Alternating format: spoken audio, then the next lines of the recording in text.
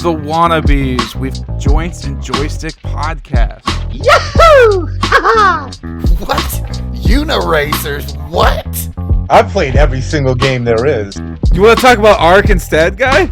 Imagine if Caitlin Clark played Ark. Bruh. Mute his fucking mic. Bees will be extinct before GTA 6 comes out. That's what I think. How can you not mention Toe Jam and Earl? Never fucking heard of it. That's why. I can't take this no more, guy. We're descending into fucking madness right now. Yahoo! Hello and welcome to this week's edition of the Wannabeez. We've got quite the full house today. We're doing a little bit of a crossover episode. But with me, as always, is my boy, Nick Gula. Let's go! And fresh from mowing his lawn, John Van Hook. Hey, everybody. We're doing a crossover episode with the Joints and Joystick podcast. So help me in welcoming the curator himself, Smart Fan. I don't know how you... Is that how you want yourself referred to as? Curator's fine. And co-host of Joysticks and Joints and Joysticks. Is that the proper? That is the proper. Okay. Brian Maxwell. That was fucking terrible. You introduced him so smooth, and you were like I fumbled that man shit. of the hour, the tower of power, the curator himself, Smod Fan. You're like, my producers are just now telling me it's joints and joysticks. This is the worst form of recording. All right, glad to be here. Bring that level right up, Maxwell. Just blow up our whole entire spot, because that's how Everything we record every sucks. single episode. We suck. We make I wish you people could be here to see, like, the beat up garage fucking backgrounds that everyone's just casually posted up in front of. Their family has shunned them to another part of the house so as not to participate in whatever this is about to be. Glad to be here. I got a dope background. I don't know what you're talking about. Yeah, I mean, you're basically in the museum right now. I mean, we can lie to them. That's fine. Yeah. It literally looked like, y'all know the Silence of the Lambs? When Wild Bill got old gal down in the hole, he looked like he down in the hole. Put the lotion on the skin. Yeah, it's also one of those things where it's like if the camera turned like 30 degrees in any direction, it's just shit all over the place. But in that exact lineup, looks pretty good. That's just good framing. That's exactly what it's like at the Shared Universe podcast recording studio. 100%. You get one good angle, and then, like, not most people realize that it's a shoe closet with a desk in it. Yeah. And a green screen. Yeah, and it's just hoarded with Ming shit. Yeah. I think a lot of people would be surprised to know how tiny the areas are of some of their favorite YouTube content creators, especially mediocre white guys who dress in different outfits and talk to themselves as different characters. But you can do quite a bit with a small space. I've never not been amazed with sort of Ming's ability to take something that I would see and go, I can do nothing with this. Yeah. And him turn it into like this dope ass thing. I mean, it's cool as fuck. I just saw that he just had Jon Stewart there recording a podcast. Like, it's nuts to think, like, because we did our first Wannabeez in that same little fucking broom closet. So did you do it? Did you do it at the one in Red Bank or at Bellworks? Yeah, Red Bank. Yeah. I assume the Jon Stewart one was probably at the one in Bellworks, the big big building and No, stuff. from the pictures, I'm like, I recognize that little hallway. Yeah, that's it. Wow. Unless he got 2 shoe closets. Hey, Super Mario Brothers, just so a game is mentioned. So, yeah, everybody just continue. I just wanted to make sure that we covered One of my the favorite games required of all time. content. I appreciate when you. you. Turn things in, you got to check boxes on the motherfucking rubric and like discussed video games. Boom, nailed it, professional.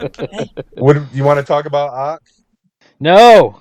No, no. I am playing it while we're recording this, though. It's required for the record. That's true, I actually am. I do love Ark. That was one of the games I wanted to talk about, but then right before we started recording, Curator's like, no Ark! Absolutely no Ark! Only Fucking because Justin's like, what do I have? What do I bring into the table? Because that is literally my only fucking game that I play. He took my deck of cards and threw them out. His only trick, one trick pony, Like, fuck. trick pony, and he's got it's out, guy. Done. I don't like. This is y'all's show. He can't tell you what to do.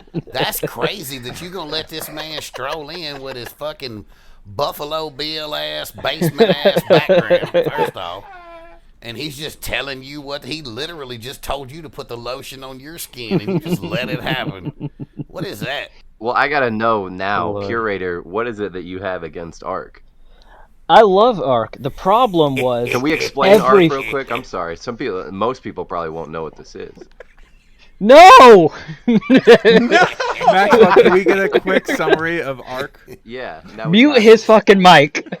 You tame dinosaurs and make them have babies and go kill stuff. And Okay. like The background- World of fucking Warcraft for dinosaurs. Fucking nailed it. Boom, you're welcome. That's pretty much it, yeah. Okay. The background isn't anything wrong with Ark. I love Ark. It was that listening through our old episodes of Joints and Joysticks, we're supposed to talk about video games with an S at the end. We just talked about Ark every episode. It was like all we talked about. Yeah. This shit's great. Let's get this one out of the park right now. What was your favorite game of all time? Okay. Oh. Of all That's a good time. one. What's yours? Mine is Uniraces for the 64. That fucking game, I could play that game forever and ever and ever. It I was can just confidently say that I've never heard of that game. Yeah, I've never heard of it either. dude, it was just you were a Uniracer Uniracers, what? and you were on this track and you just went straight and there was nothing to it, but it was like the greatest fucking game ever, and I can't Bruh, this find feels it like ever. one of those bargain bin games that I would have as a kid that I loved, but no one else enjoyed at all. I feel like- Because it was a trash game, but I loved it because it was the only one my parents could afford. It was like $7, and the rest of the games would be like $60, and they're like, "Yo, you're playing Karnov." That's what we Like it's Rock rare. shit. We're a Karnov family. You can't find that game anywhere, like anywhere. Never heard of I've this. tried. I mean, that tracks. No. No one's ever heard of it. It's been in the dumpster. We can't even confirm that you actually played it, man. This may be some shit no, that I you made played up it. in your What the mind. fuck is this game called? I'm looking it up. It's called Uniraces. Universe. Racers. Racers. Yeah, Uniraces. I love that one of the points of Oh my what God. he's listing off the qualities to it, and one of the qualities was there's not much to it. It's like- Yeah. It's one track, one lane. You go around in a circle. Not a lot Greatest happens. Fucking game I ever played. Listen, sometimes you work a 12-hour shift and you just want to come home and unirace. You don't want to solve any crimes. You don't want to fucking beat any bosses. You just want to unirace. There was this other. There was another track that you would. It was a bowl, and you would do tricks, and you'd get points for it, and you just do tricks and shit, and try to get more shit. I like how you tried to add more flair and content to the game. You was like, you do tricks and shit, and you Constantly do padding. tricks and shit. Super that counts as tricks. That counts as 2 points. Tricks is 1 point, and shit is another point. So it's got 2 extra points. Yep. I feel that though. Like I played a game. I don't know what it track and field. I think maybe it was Winter Olympics. It was one of them fucking games, old NES game, and it's just tragically a terrible game. But I was fucking good at it. I was hitting hot dog ollies and all kind of dumb shit. Skater die. Horrible game. Trash game. But I was good at that motherfucker. Something surf design where you was like a gorilla on a surfboard or some such shit. TNC surf design. I was cold as hell at that motherfucker, dog. But these games are bad. But that don't mean that it can't be your favorite game. The funnest time of my life playing those fucking games. For the longest time, mine would have been Legend of Zelda Ocarina of Time. Yeah. Because it fundamentally changed video games, I think. They were very specifically one sort of side-scrolling. If my memory serves me right, me and Justin are the outliers in this. I've never played a single Zelda game. Have you? Really? I have. Oh, okay. What was it? Why was I think that? Yeah, I've never. Wow, trying to pull me down to your level. Hey, bruh, every video game podcast needs a villain. I'm fucking that one. Shit. I'm that one for sure. That's insanity because The Legend of Zelda Breath of the Wild and the build mechanics in that game it just seems like even if you don't like care for the Zelda lore and everything, that game is just so fucking good. Things. My exposure to Zelda, like when I was a kid, that sounds weird to say. But it was Twilight Princess was the first Zelda game that I played. It's like on the Wii or something. Yeah, that's not great. That's not how it wasn't you wanna, a good one. It's not how you want to get started. Both of the Switch games are phenomenal. Yeah. I've been waiting for to get them on like a discount price, but I still see that $60, $50 price tag. Here's the thing. Is there such thing as... It's not that I'm an expert and like people could prove me wrong, I guess, but I'm like my wife has a full sleeve of Nintendo tattoos. And our bathroom is covered in Nintendo things, and we own every Nintendo console ever made. And here's what our personal experience has been, is they don't put shit on sale. When they say shit's on sale, they mean $5, player. You waiting on it to go half off, you better be waiting for somebody who needs to fucking buy crack. They're out on the street with their Pokemans. Like, Nintendo is the worst game company. Like, they don't give a shit. They don't put things because they don't have to. No. They don't make fancy consoles because they don't have to. It's kind of crazy that like I've never played a Zelda. I don't know people who have played video games who have never played a Zelda game. Like that's kind of low key crazy. You know what's crazy about you dogging on Nintendo right now is that Gula's was a Nintendo pick for his favorite. Yours was a Nintendo pick for his favorite, and mine is also a Nintendo.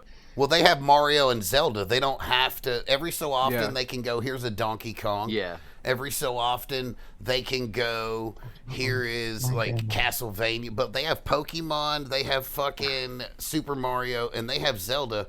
And they have one of the best, like, sort of creative teams in the world. And their shit is different. It's always different. Even if it's games that I don't like the fucking Wii games that they made, and the shit where you have to wag controllers, the Twilight Princess is the wolf one, is that correct? Yeah. It's fucking awful. It's the worst, dude, turning into that fucking wolf. There's one on the Switch where you have to, I think it's the first, not Tears of the Kingdom, Breath of the Wild. Yeah. And it may be Tears of the Kingdom as well. Actually, I think it's where you have to scan these fucking, like, amiibos, and you can get, like, extra shit. I hate that shit with a fucking passion, right? But there's no denying that Nintendo is fucking if you're into that, right? Like they're not like PlayStation and Xbox. PlayStation, Xbox, PC, whatever the fuck it is, they're all trying to be the best of that thing. Yeah. We're going to have the most frame rates, we're going to have the best graphics, we're going to have the exclusive fucking Death Stranding or Call of Duty. We're going to buy all of these game studios so we can have what they have. Nintendo's like, we don't even want what we have. We're making new shit every fucking time. And it's going to be half the power of what these other fuckers have. And we're going to sell more of them. And you're not going to you're going to be mad about it. And we're going to sue our fans. And we're going to shut down everything that's on YouTube. Yeah. Ain't going to be no speed runs of our shit as long as we're around. Ain't going to be none of that. You even say Nintendo. We probably owe them motherfuckers $89 right now just for talking about them. Yeah. That's how Probably right. fucking hard Nintendo goes. But Don't worry, they'll the go after day the Wannabeez Switch 2 LLC. released, I hit my wife up and I said, hey, do you want me to make some calls? You want me to find you this little Switch 2? They got the new Mario Kart. She don't even want the Switch 2. She don't need it. But she plays that Mario Kart with her friends and shit from all over the whatever and whatnot. And even she was like, nah, I'm good right now. I can wait. Oh, I So need that. that's sort of the first Nintendo product that we haven't bought straight out the gate. That was I played it the other day. It looks amazing. It's Yeah. super nice. The control is a magnetic. They pop out, guy, and you can just It like seems they too big snap to me. in. It is big. It is big. Even it's like, holding the Switch it's like- itself is too it's big for me. Like this I always big. like It's propped it up and like held the controllers Yeah. just in my hand. I couldn't hold that thing. I fucking joked the other day with that. I was like, "Yo, what are they gonna come out with next? A 32-inch fucking flat screen TV with two controllers on the end of it, guy?" That's what it seems that Nintendo's going to. It's too big. Like that was the beautiful thing about all the Nintendo handhelds and why I think they worked so well and everybody else that tried one failed at it. The Steam Deck, I see a lot of people playing those. So Tears I of the think King, I gotta they're say- doing pretty well. I don't know. Curator might have a better answer to that. I than gotta do. say- don't I gotta follow say- Steam Deck. I gotta say that Tears of the Kingdom looks fucking amazing on this thing, guy. It's 4K. They remastered it. How much did they charge you to fucking play the same game you already owned, though? Yeah, those raggedy motherfuckers. What kind of fucking shit is that, dude? I'm waiting for the new Metroid. That's what I'm waiting for.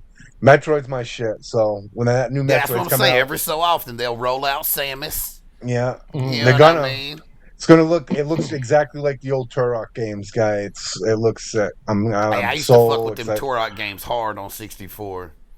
Turok was my shit, man. That was my first dip into the dinosaur world, and look at me now, out here arcing. Fucking Arc arcing it. master. Fucking arc. Curator's like, what the fuck? Arc again. Jesus Christ. Talk about What's your FIFA. favorite tame? What's your favorite tame? Mine, Yeah. right now, I don't have a favorite. I play it sort of as a meditation these days. None of it particularly matters to me. It's like Mr. Miyagi cutting the bonsai tree. Things come, they go, they ebb, they flow. Like I'm out here being like water, man. When you have favorites, then you have to establish emotional connections in this world with things that are inanimate, and that's not where I'm at with my life. I want to establish emotional connections with things that are animated, like this stinking ass farting dog next to me right now. He needs to quit fucking farting, bro. Damn. So John, But what I digress. was your favorite game? It was Super Mario 64. That's a Yeah, great it was pick. it was honestly Can't the argue with first that. game I remember putting my tiny little John hands around any controller, which is also one of the most sophisticated fucking controllers ever known to man.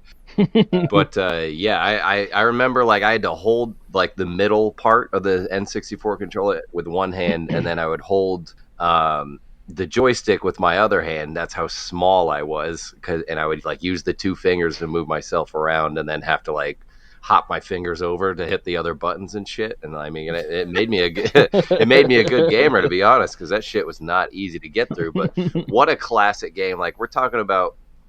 Like on a list of games, there's games that you love and you are like, I'm gonna buy this no matter what console I can possibly play it on, no matter how many times they remaster it. I'm gonna make sure it's within my possession at all times. And that is probably like maybe number 4 on the list of games that I've like rebought on different consoles and just rebought over and over for the same console. You know, you got Skyrim, you got maybe Minecraft, you know, some other shit like that. I got a Dragon Ball Z game from PlayStation 2 that's like, it's like $120 now. It's really hard to get, but I probably bought that game maybe 6 times in my life. Bruh, next unicycle games sound better than that one. John, did you get all the stars and the Yoshi at the end? I know I have Yoshi on once top of the before in my castle. life, but yeah, I definitely have, but not anytime recently. I always I kind of lose the steam. I recently did I have 2 physical copies of that game, and I recently did a full run. It's just perfect, man. It's like it's a PC version, so it's like a fan made. And I'm an idiot, so I don't know all the technicals of it, but it's like an upgraded version of the game, sort of like remastered by fans, and it's pretty great. But I didn't like it. Oh, because it didn't feel like Mario 64. I tend to, when I go back and I play the Zelda games, I tend to want to play the originals. I think with the remasters, when they don't just use a ROM or whatever, they fix things or they add things. I think the most egregious example of this would be GoldenEye 64. We're like, that's not even the same game though. Like I understand they want to make it sort of more fucking like modern, but like you said, they like those controllers.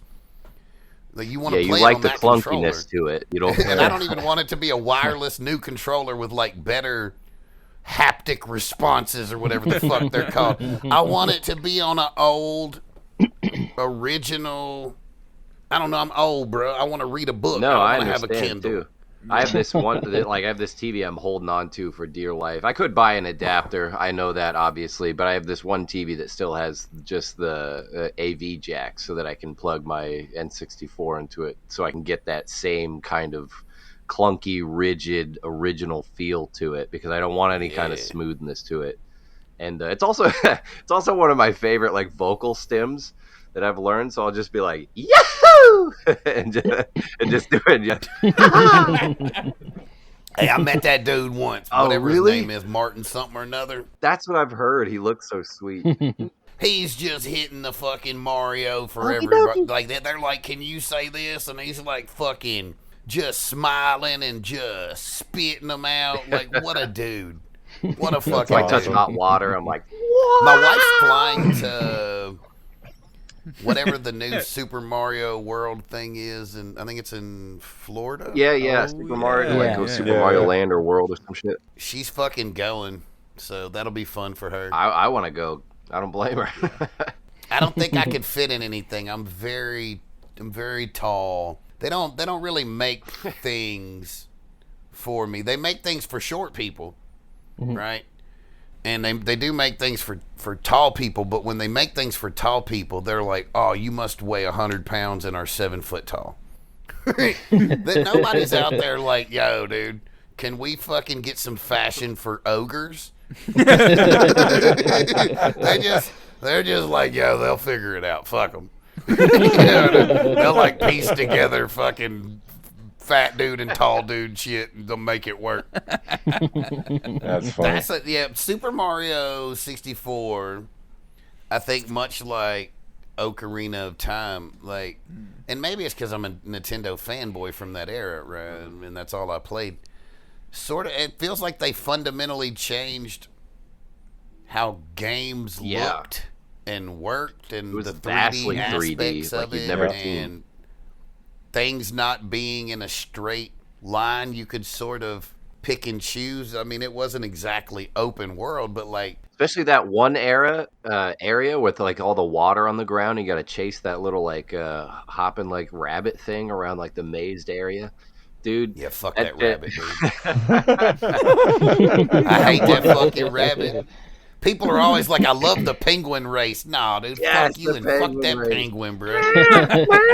Although I do know how to, I know how to cheat that fucking race. I can pop off the side at the beginning and land at the end. Talk about a It's fucking soundtrack. ridiculous. Every song. It's kind on of that like game. it's kind of like Ark. Once you play Ark enough, you can just Had the best. you can play the soundtrack. hell out of Ark without even. I trying. love Ark. Shut up. Holy shit. What's your favorite game, Justin? I've never played games. Good night. I like Monopoly. I like Uno. I like Uno. I fucking hate Monopoly. My favorite game is probably The Last of Us. Honestly, I love that fucking storyline, and I'm just not gonna be mad about it. I'm a PlayStation fanboy. I grew up with a PlayStation 1, Look at 2. the smile on Curator's face. I wish y'all could see how happy Curator is to stop talking about Nintendo. He's like, fucking PlayStation. Oh, I love the PlayStation, man. I played all of those games, well, except the one that Gula talked about. I don't know what the fuck that was, but I played all the other ones.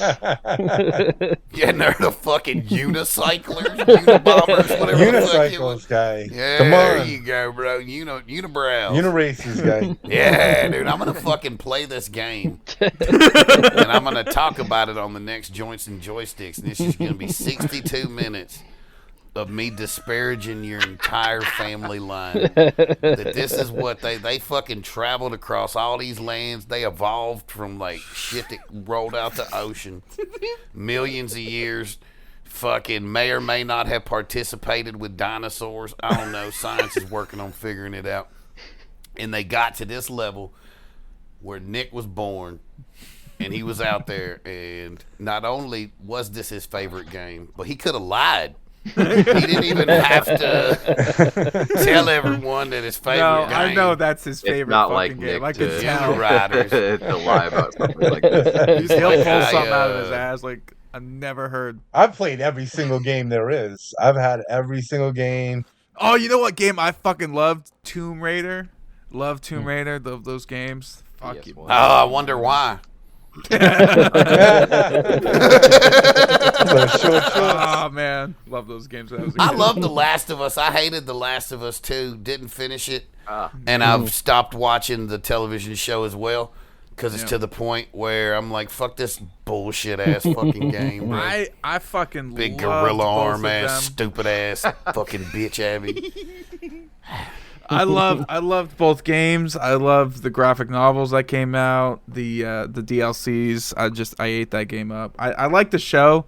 No, you don't. I can tell by the way you Come said it. on. You're just trying to be politically correct right now, bro. The season 2, and it was just. I like, heard so the fucking- curator had a different take on the season 2. I love season 2. I want to hear your take on it. Oh, I mean, I loved it. Both the games. I played Gross. both games right before each season came out. Like I replayed them both for the first season, replayed them both for the second season. I really dug season 2. I had minor complaints that were different than you guys' complaints. Yeah. Oddly enough, only real complaint I feel like I have about season 2 is the game really gives you the sense of Ellie is like losing her humanity. She's turning into a monster. In the show, she isn't really, she's like second guessing all of her decisions and she's thinking about it all. In the game, she's not thinking about it. She's a monster out for revenge. Yeah.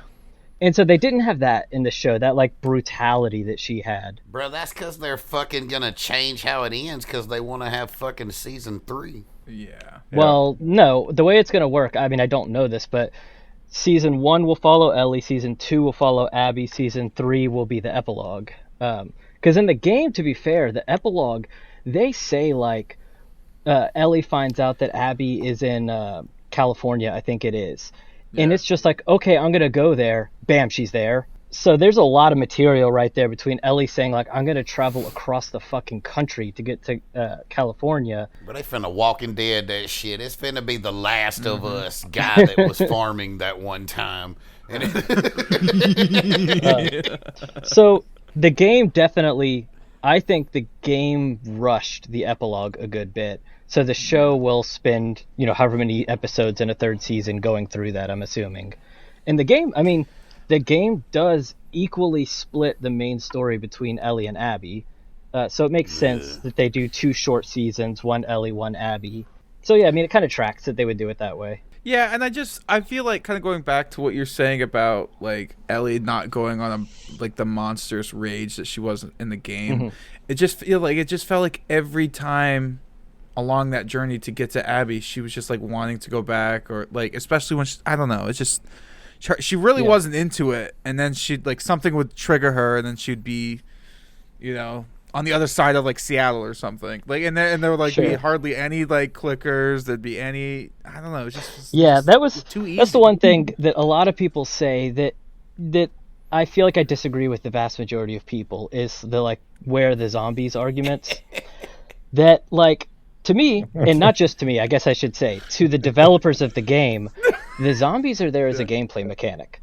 They're there because the player needs something to fight. So to me, saying why aren't there as many zombies as the game is the same argument as saying like why aren't there crafting and menu screens and inventory management? Well, because those are game mechanics. You don't translate game mechanics to the show. So the little like nonsense zombies that don't push the story forward, I understand those not being in the show. All the That'd be pretty awful if there was a goddamn menu screen. Right. That'd be pretty awful. So you don't just translate everything. It would be awesome. I don't know, but just break the sixth wall, bro. I'm just saying, dude. Nintendo, they'd make a movie and they'd do some shit like that. They'd put a goddamn start screen in it. But that being said, I think some of the more fun stuff about the show is that there was a crafting table. There was parts where Ellie liked it, and the crafting table looks so much like the game. And it's things like that the people won't just let the credit go where credit is due, and they're just like, well, I just didn't like this thing. I just didn't like the way Ellie delivered this one line. Another thing, not to dog you guys, but that you guys got wrong is because I may or may not have taken notes. See, well, you guys, coming back at you. You guys talked about this. I know how he is, bro. I expected this. You guys talked about the Seraphites and how we barely see them in the show. They're almost non-existent, and that we don't really see. They're not as brutal as they were in the game. Like, Ellie didn't fight Seraphites. She fought them once. Abby is the one who fights the Seraphites. Ellie, throughout the entirety of the game, she only even sees Seraphites twice. Once in the woods, the one they did put in the show, and then once when she's on the boat going to Abby, just like they did in the show. Although in the show, she goes onto the island, and that's where she sees them. In the game, so what you're saying is that the majority of like the weaponized enemies, the non-clicker enemies that I fought as Ellie were like wolves. Yeah, WLF. So that's why Ellie's I made that mistake. That's a very good point. Fights. Damn, Curator. Holy shit. Bro, when that episode came out, he texted me. He's like, "You stupid assholes! You got everything wrong. You don't know what the fuck you're talking about." I will say the other thing I would say that I agree is kind of they miffed it a bit in the show is Ellie going to the island. Like, it makes sense why it's there. It's supposed to be like basically God himself is telling her to turn around and go back. It doesn't really come across that way. When you're watching it, it comes across as, like you guys mentioned, it just like, well, that was weird. Let's get back to it. Yeah. But it does have a purpose. I just don't think, because we haven't seen this transition into her becoming a monster, we're not getting this vibe of like everything is telling her to turn back that we got in the game.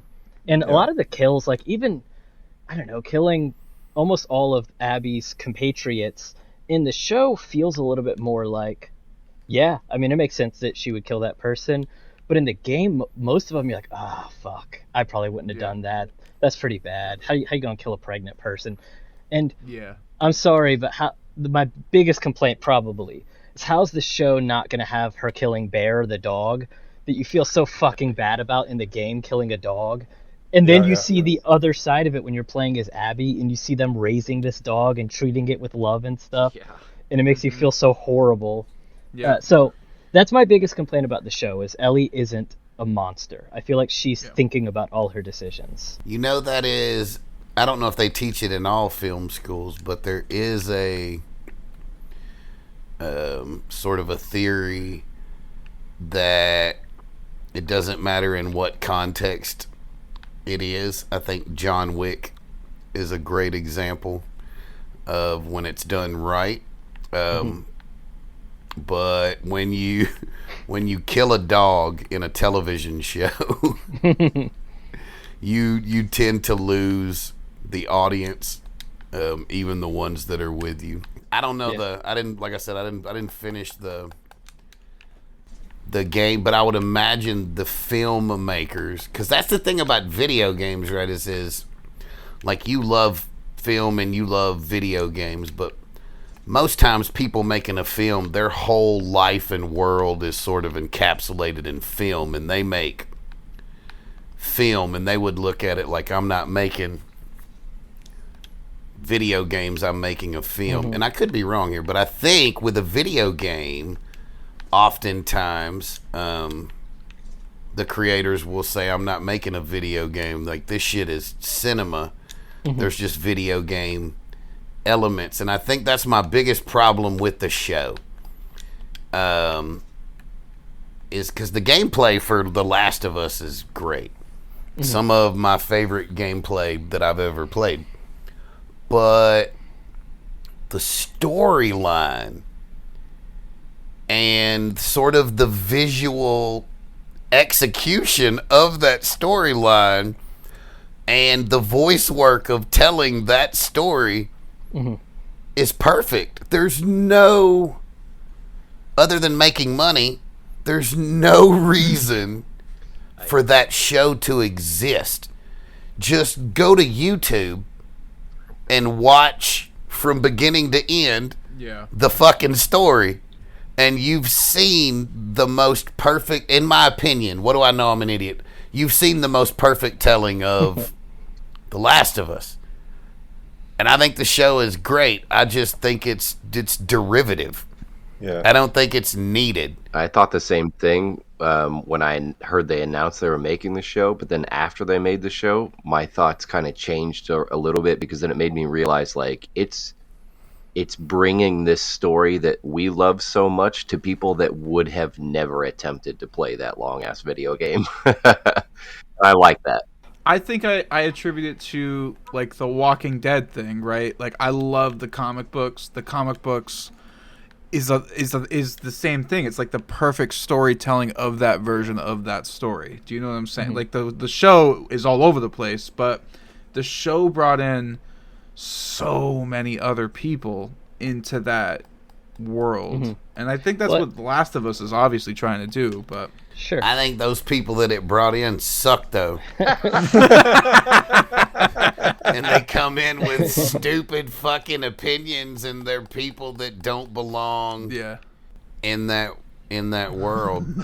Right? It's a different thing. But I also really detest the Last of Us fan base, that they made the whole show about casting and all of this, like, this person's ugly and Pedro Pascal's a terrible this, that, and you're like what the actual.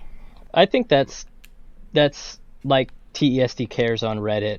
It's not as big of a voice as we think it is, but it's loud. There obviously are people that want to make those arguments. I don't think it's as big as people make it out to be. I think that Sheryl Crow wrote that song, "If It Makes You Happy, Why the Hell Are You So Sad," for a reason. Yeah. I'm just saying, bro. Like, god damn, man. like that's your thing, and like, but it's also, I guess that's just the vibe of conversation right now. Yeah. I purposely try not to shit on things. Like if I don't like something, or it's like even saying this doesn't need to exist. Like I'm glad that John came back with that counterpoint, right? Because like everything's out there for somebody. Everything exists for a reason, right? Even like a shitty independent game or a shitty movie, somebody might see that and go, yo, I can do that, and they make a thing out in the woods, right? On a no budget thing, and then next thing you know, they're fucking directing Spider-Man. I'm definitely directing Uniraces. I just wish that we had a more like fucking I just wish everybody had a more sort of positive vibe around things. Maybe I don't know, the internet would have hated Back to the Future. Well, I think most people probably do have a positive vibe.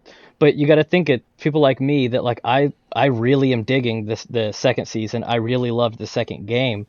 I doubt I have ever once posted anywhere online that I love those, because there's just no real need to. But if I fucking hated them, I probably have more of a reason to post. Most people are probably positive about stuff. There's no need to post when you're positive about something. Yeah, that's fucked up. That's a fucked I feel like up that's point. the only reason to post. If you're upset about something, you should go home and cool off. If you're mad about McDonald's, here's what you should do. Instead of going online and being like, hey, I ordered a fucking Big Mac with no onions, and this thing has double onions. What the fuck, McDonald's at this address? Never forget. Right? You could just fucking go to Wendy's the next time you go get something to eat. You don't really have to share that. Yeah, nobody cares. In the fucking world. Like, I get on them Google reviews sometimes, and I'm like, you people. No life. Fucking, you know how some people need to touch grass? Those people need to touch carpet. Go back to your apartment and fucking stay there. You don't deserve to be out in public. Yeah. The shit is weird. In the words of Brian Quinn, take a few minutes, jerk off, see how you feel. It'll solve I think it legit. It's hard to stay mad for more than 15 minutes. You got to actively try to be mad for more than 15 minutes. I got a funny ass story about someone getting pissed at me at work the other day. He came in at like a fucking 11 out of 10, pissed off because so I work at like a head shop. We sell like disposable vapes and stuff like that too. So the day prior, somebody sold his girlfriend a vape that tastes like medicine. And this motherfucker, like, dude, he was like screaming in the middle of the store, like screaming at me as if I fucking like slapped his mother across the face, bro. As if I'm Mr. Vape Guy, that I make the vapes in the basement. You know what I'm saying? Like, he's like, I can't believe that you people would even sell this in the store. This tastes like drugs. This is and he's like screaming at me, dude. I'm like, what the fuck? I'm like, that's a weird complaint. This tastes like drugs. Sir, you're in a vape shop. Did he buy it from you? He didn't. Somebody sold it to his girlfriend for him. His girlfriend fucking got it from her other boyfriend, and then he found it, and he was like, I bought it from this guy over here, and pointed at fucking Justin, and that's how people get killed. Dude, and I'm like after this guy left, I was like, this mother, like, he blew up over a vape? Like, what the fuck? This guy, Justin, like, you think how that's does what he it was, handle though? her life? What's that? Was it that he was getting cucked by the other boyfriend, and then maybe he brought it in? Maybe he had cuck energy for sure. It's plausible.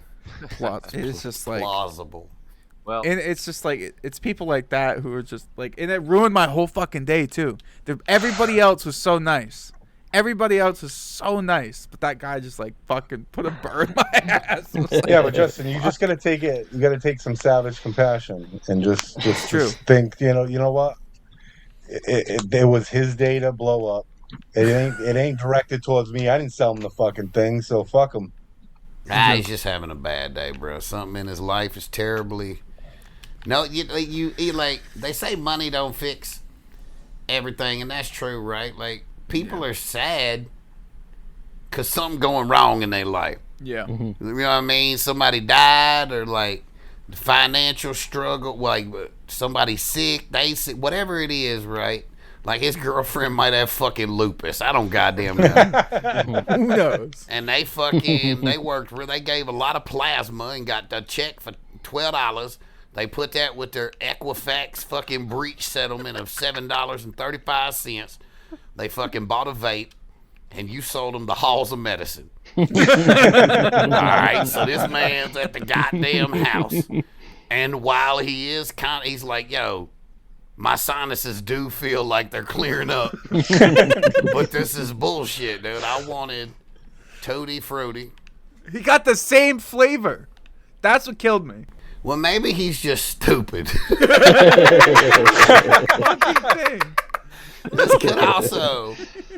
This could also be what's happening, because I mean, people are stupid. Oh, dude, What's your favorite game, Curator? I'm the best guest ever, dude. I'm keeping this shit on the rails, dog. This is someone like me. For me, it'd be it'd be Final Fantasy VII on the PS1. I knew what he was gonna say. Yeah, that was the first game that I played that was long form. So even everything before that, even stuff like Mario 64, which it's not like a fighting game or something. It's still pretty short form. You go into a world, you beat it, you're done. It's 3-4 minutes maybe, and there was not really a sense of like story progression as much throughout. But Final Fantasy VII was the first game I had played where it's like, this can be a lot more than what I thought games could be. I thought games were just little short things. You play it for 10 minutes and you're done.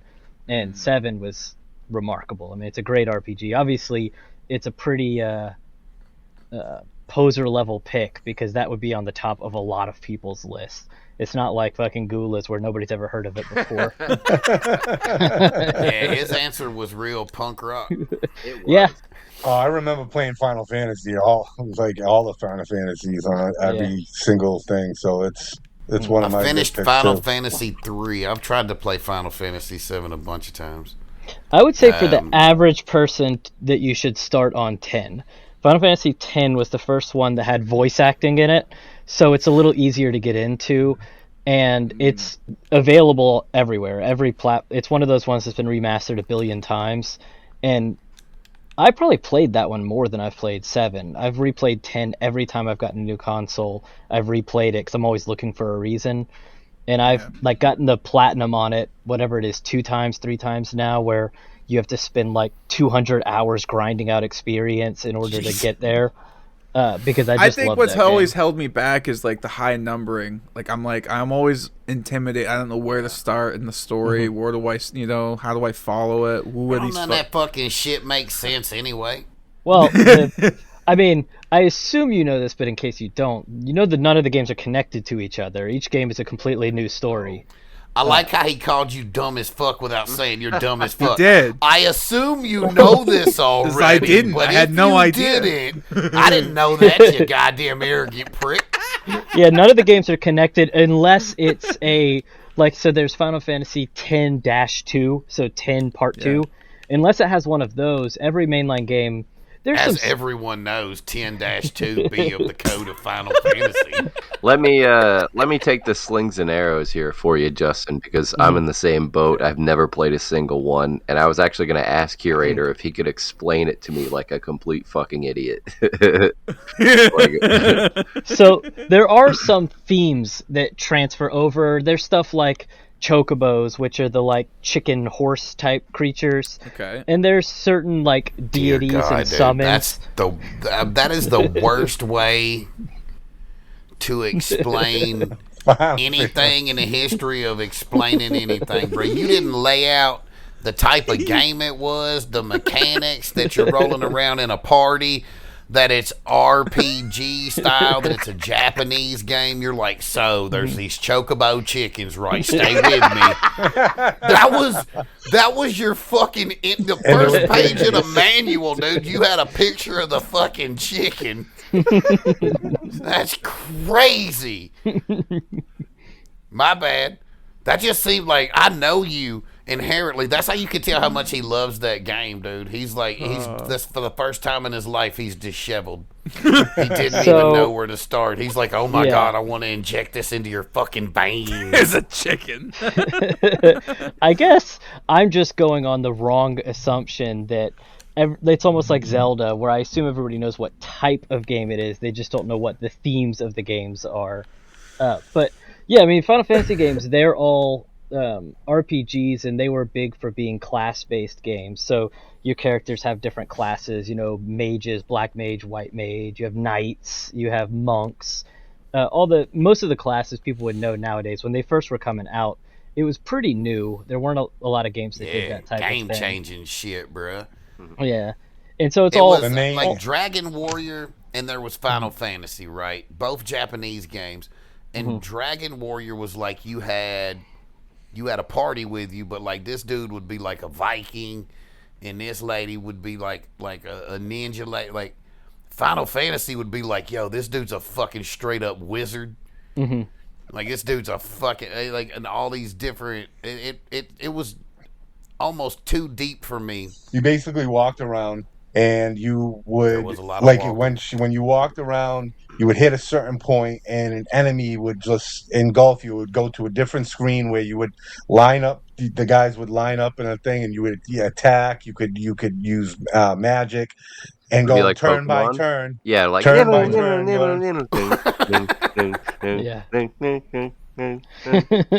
Yes.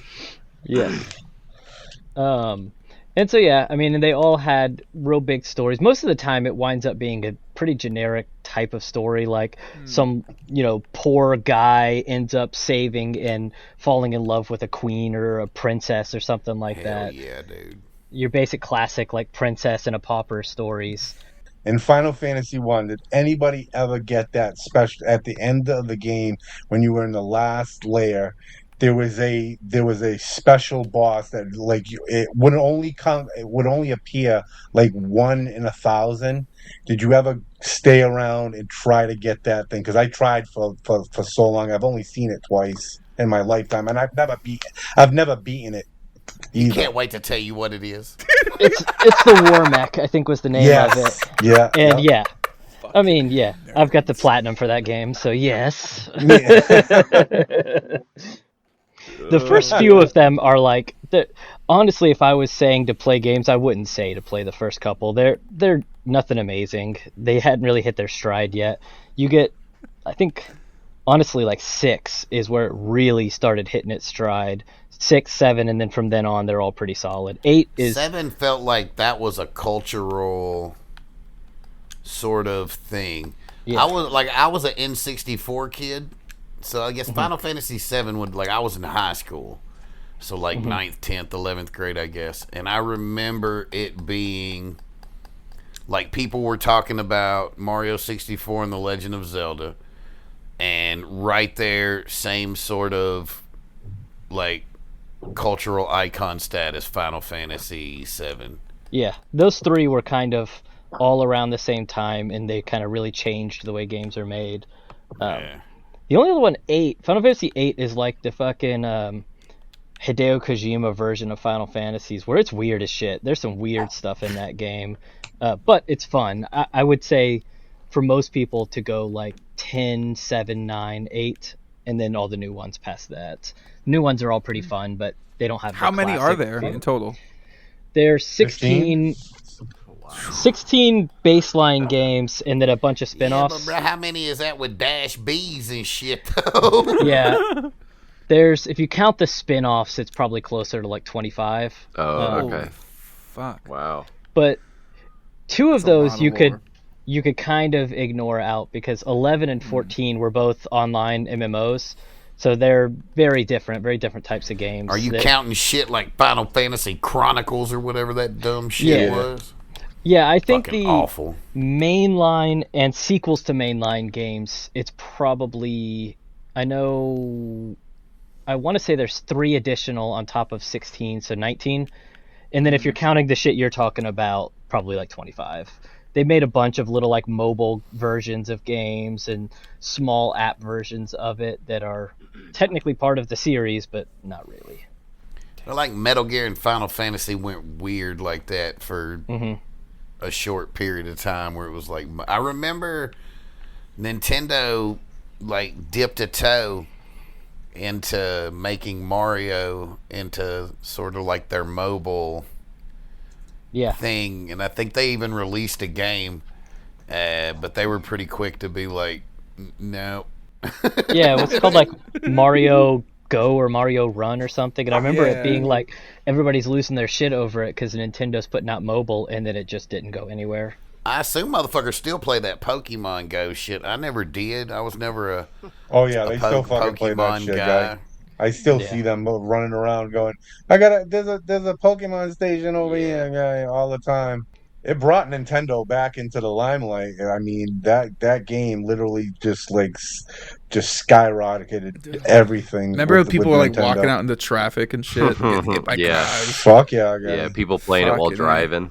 Yep. I remember that was the app had to fucking update. People literally stopped their job. They stopped their job and just like quit their job and just been starting to just like, let's fucking play Pokemon Go instead of fucking going to work. It was a great summer though. I mean, like I remember that summer, at least for like I quit my job, played Pokemon all summer. I love that shit. I remember like people were outside, people were like standing in crowds in the downtown area in my hometown, and like I feel like that shit brought my brother's whole family together. Yeah, wow. Yeah. It brought the kids out from downstairs. They was out in the park chasing fucking fluffazards or whatever the fuck is going on in that. It's not that. I don't know. Dude. Hey, if there ain't a fluffazard, there should be. Tell me that wouldn't be a badass motherfucker. Where it's like, come here and give me a hug, and then you hug it, and it's just like, boof, you're on fire. What, bitch? Sneak attack. 32 HP. Fuck are you talking about? I played it when it was on the Game Boy, and I got the Mewtwo. Once you get a Mewtwo, everything after that is fake, fraudulent. Yeah. It's like Magic the Gathering. Bro, if you wasn't playing Magic the Gathering in 1998, whatever you doing nowadays, that shit ain't real, bro. You ain't, like y'all on some new fanboy shit. Y'all on some people know what this is shit. Y'all on some streamers pulling cards shit. We had to hide our motherfucking Magic cards. If they caught us with our Magic cards in Tennessee, they'll fucking burn you at the stake, bro. They'd be like, he's a witch. He got motherfucking tarot cards. That's what they call them, tarot. I said, oh, Lord, we finna lose our lives tonight, boys. These some bitches are dumb as fuck. Yeah, my homie in the back, he trying to tap mana in a real fight. I said, oh, we finna get our ass whooped right now. God damn. I digress. I got a B fact. If you guys want to do that. Yeah, sure, we can do that real quick. B fact for all the bees out there. As soon as one queen touches another's abdomen, they immediately begin to fight. Research believe that there may be a battle signal located between a queen's abdomen segments that, upon physical contact, triggers her to fight. Something tells me you were reading that and you didn't have it memorized. Yeah. You know, that also applies in the world of drag queens. If they touch bellies? Yeah, they go down, bro. Automatically fight right there. Yeah, you got to, because there's no reason for you to be in my space like that. We're both divas out here, and now you're belly to belly with me? No, ma'am. I got to smack you. Fucking sumo wrestling. I love Nick's segue too. He's like, hey, by the way, B-Facts.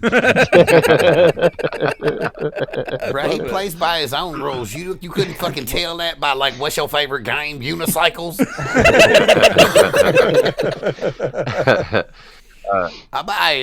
I'm purposely fucking lying and trying to pretend like I don't know what the real name of that game was because it's just funnier to think of him unicycling around in video game format. Yeah, Uniracer. That's it's a star of this episode. Yeah, it sounded like somebody ripped off Tron or some shit. They just was like, it's a tiny. We only had the money to make one track. What else can we do? What if we make a second track where they can do tricks and shit? Yep, they did it. They did it.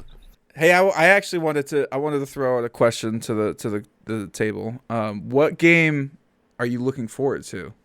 Is there something that you can't wait to come out? Because I can't wait for GTA 6. That was a weird way for you to say I have a question for myself. Bingo. Just be like, hey man, here's a B fact. I'm waiting on GTA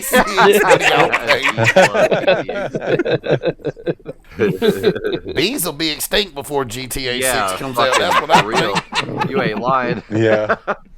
That game is not real. They're just telling you that so you won't stop playing GTA 5, bro. They know if they come out and they say, we ain't even started on this game. Like, we have not done anything. We're literally on Cocaine Island doing cocaine with all of your money that you keep giving us to play the same fucking game. Y'all paying for Xbox 360. Why in the fuck would we give you a new game? And people are like, why is it delayed? And it was like, I don't know. Go buy another shark card, you fucking nerd. But I mean, I am excited. I'll play it. I think Red Dead Redemption 2 would be, like, I have several games that could be considered, like, what's your favorite game? Like, Red Dead 2 would be one. So, like, Rockstar makes... That was a good game. Sort of game-changing... Yeah, dude. Games, right? Like, Grand Theft Auto 3 and up is fucking phenomenal. Red Dead, great. Red Dead 2, all-timer. Yeah. So, whatever they release is going to be phenomenal. But I had this discussion with my 15-year-old, and I said, look, brother, I know they said that it's coming out May of next year, and just know that that's not happening. It's when they release it, it's gonna be like out of nowhere. Yeah, they're gonna say it's delayed, and then like 4 weeks later, it's just gonna come out. Yeah. Mm-hmm. Whatever, there will be no. It's just gonna come out. They're gonna be like, hey, motherfuckers. B-fact, GTA 6 is out. And then the internet is going to go, this is absolute bullshit, $129.99 for GTA 6? Never, ever. This is the end of it. We're tired of it. We're standing up. We're uniting. Hashtag not this time. Hashtag not my GTA. Hashtag hell no. We're not buying it. Absolutely not. And then the next morning it'll be like GTA 6 record sales. No game has ever performed like this one. Internet crashing across the fucking globe with people trying to GTA online right now. But somehow the internet will still be not buying it. Everybody on the internet not buying it. Setting global record sales. Something ain't adding up here. I feel like sometimes I'm like one of the only people that's not super stoked for waiting on GTA 6. And I feel like I'm worried that... I appreciate the disappointment in your face right now, dude. You can't be not excited for it. You want to talk about Ark instead, guy? Damn, dude. Well, I feel like I'm worried that it's going to have a Cyberpunk 2077 problem where it's like the expectation set for it isn't possible. So it's like the only possible thing that will like match expectation is if it's the best game ever made. And you just But wasn't that the same for GTA 5 coming off GTA 4 with the Nico Bellic thing where everybody's like, this is one of the greatest games ever made? How can GTA 5 ever... I think it's going to be a different game. I think you're right, but sort of for a different... I think that everyone that's expecting a standard Grand Theft Auto type... Nothing about that trailer says standard Grand Theft Auto game to me. It feels more like those Cain and Abel games from back in the day that weren't that great. like it feels like you're gonna be directly tied.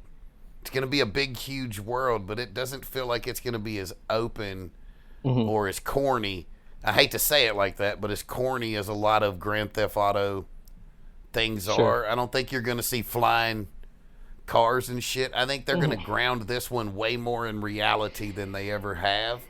Sure. And whether it's good or bad, I don't know, and whether they actually do that, I don't know. But watching the trailer, I watched it a bunch of times. Just nothing about it seems like a standard Grand Theft Auto game to me. Yeah, and I mean, to be fair, part of my not being super excited is I've never been a big Grand Theft Auto guy to begin with. I played, Vice City and San Andreas, and I don't think I've played any of them past that. So I'm not a good judge of character on who's going to love a new Grand Theft Auto as soon as game. you can punch a hooker, shoot a cop, run a red light, shit, I said, sign me the fuck up, bro. I bought that shit immediately. I said, what, I can clip that and put it on the internet? Lord have mercy, send it. Those ladies are prostitutes? Send. Maxwell? You can tell a lot by the way somebody plays their first GTA experience, right? Like, people will treat that game differently if you just hand them a controller and you tell them different things you can do. This how you punch, this how the button to steal a car, this how you run, this how you get a gun. A motherfucker that you tell them how to punch and the first thing they do is start running up to pedestrians and just fucking Superman punching them hoes to oblivion. That's somebody I'm trying to hang out with. That's my people. Like, those are my folks. It's like, yo, look at this random dude. Punch walking. his ass, guy. And then, like, stab him in the back. This the crazy thing about Grand Theft Auto, right, is you punch a random stranger and then some folks will try to fight you back. And you fuck them up too, right? Yeah. But if you punch a guy and everybody in a party takes off running, you will chase somebody. And I don't know why. It's like, I done sucker punched your fucking boyfriend. Randy's on the ground. He's fucking seizing up, bruh. Blood and teeth and shit all over the asphalt. And y'all is like, and you took out fucking running, and you're like, we'll come back for you, Randy. And I'm like, the fuck you will. I'm chasing after your ass, bitch. Just run them down. That's crazy. Sometimes several blocks, I've got in a car and been like, this bitch fast. I'm going to get her.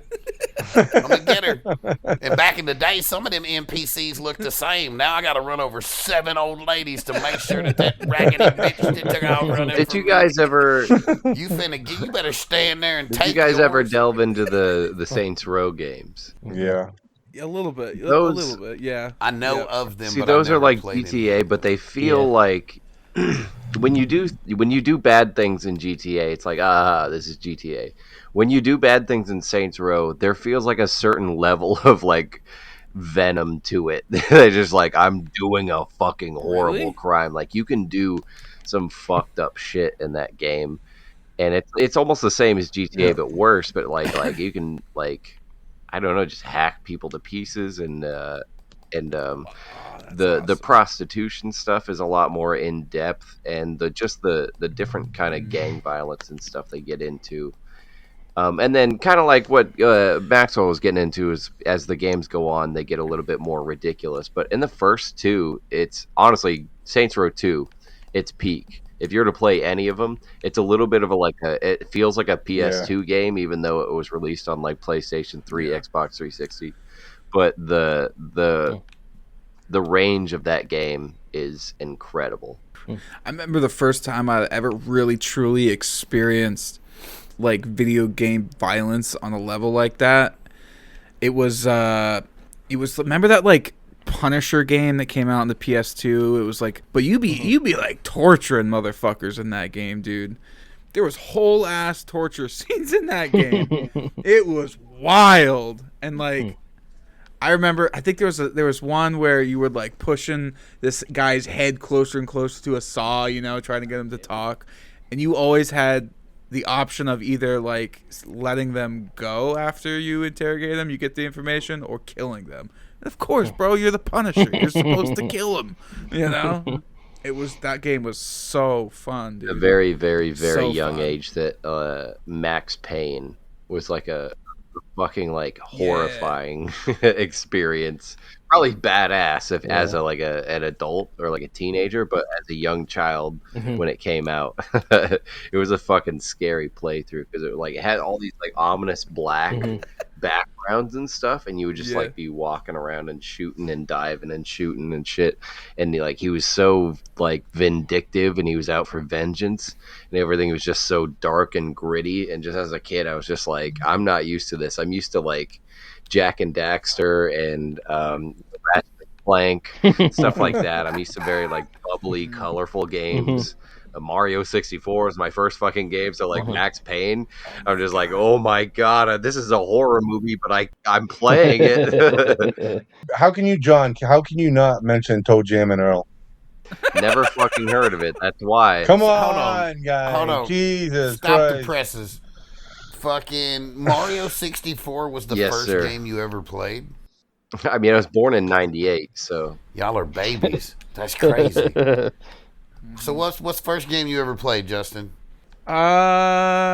Probably. Holy shit! Probably Rayman Jesus, that's crazy. or Spyro. All Spyro, console yeah. games, huh? That's Yeah. nuts. All right. Yeah. I played some Old Zucchini as fuck. on the PC. First time I saw violence was in an arcade. Mortal Kombat. There was actual violence. That's fucking. Yeah, no, it was a PS1 console game. Yeah. That's crazy. Y'all are young as fuck. Yeah, they definitely are. I mean, I remember going to like the Hampton Beach arcade in New Hampshire, but nothing crazy, dude. Nothing nuts. I miss those days. I wish I got to experience them.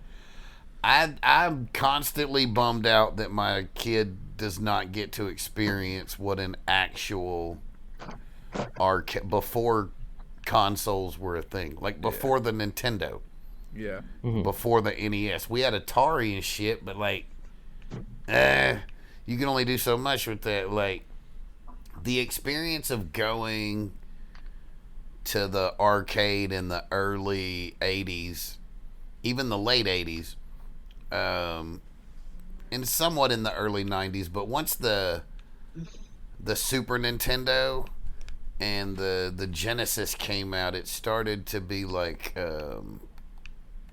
more and more people were getting consoles and less people were going to the arcade, and you would see more pool tables and less arcade games in there. But I mean, there was a good portion of like when I was 6, 7, 8 years old, I would walk to the arcade and play like Double Dragon. Oh yeah. I know for a fact Ninja the first Turtles. game that I ever played, first arcade game I ever played, the first game I ever played was Moon Patrol on the Atari. But the first real game that I ever played where I was like, yo, I fucking love this game, was the original Street Fighter. And it was awesome. And I don't think I ever looked back from there. And then I was real big on Mortal Kombat. But then it got to the point where it's like, because arcades sort of evolved, right? In the early Street Fighter 2 days, people were very respectful of your quarter, right? If you wanted to battle someone else, that would be like an agreed upon transaction. No one would just walk up and throw a quarter in the middle of your game, whoop your ass, and send you. It wasn't a thing, right? Like, they would gather round and they would like watch you try to beat Bison or whatever it was. Oftentimes, if you got to like in the later days of when you could actually play the game without motherfuckers coming up on you, like if you was at Goro, right? Like Goro, much harder to beat than Shang Tsung is, because they don't want you to have the hardest time on the final boss. They want you to have the hardest time on the one before the final boss. That's why a lot of final bosses are easy, because they want to keep you chasing that that get there, people would throw a quarter in for you, right? And they're like, give it one more try. But then it just got to the point where it was all about like player one versus player two. And it like, I don't know if it's all arcades, but like I remember it vividly. It was a game called Tekken. Yeah. Yep. That fucking changed the mentality of how people played fighting games in the arcade. Like people would have their favorite character and shit, and they would know how to spam the moves. Yeah, that's what I was gonna say earlier. It was time. actually the second game that I ever played after Mario 64 was Tekken Tag Tournament, and I had Eddie. He was my favorite, the guy with the dreads who would like breakdance while he fought, and yeah. The capoeira. Yeah, the capoeira. I got very, very good at spamming and shit. Yeah, banana way, son. Dance fighting. What's that goddamn movie? Y'all seen that movie with the capoeira, with the gang out there on the motherfucking basketball court, bro? Yeah. Only the strong. Yeah, dog. They was fucking. They had machetes and they was fight dancing with machetes, bro. And they was out on the side. They was like, yeah, nah. That shit's so stupid. I seen that movie at least 15 times. I have no idea why, bro. Yeah. I can still do that. I can't do no kicks and nothing, but like you want to hit that little rhythm, that little banana way rhythm, dude. I can hit that shit. That little dance skip they be doing, bro. Hell yeah, they should have made that a game, bro. This motherfucker's about to show us something, guys. He's about to dance fight. Hey, bro, next time I see you, bro, watch me. I'm gonna hit that motherfucker on you, bro. You better take 3 steps back. I'm about to blow a hip in this bitch, bro. Yeah, that's gonna be my Final Fantasy, bro. Me and you, capoeira. Capoeira in the back with Suki. Oh, for fuck's sake. What's the first game you played, Curator? Final Fantasy? No, first game would have probably been like it would have definitely been one of the Super Mario games. It wouldn't have been my own console. It would have been at a friend's house or something. But on NES, we played Super Mario. Your parents didn't love you?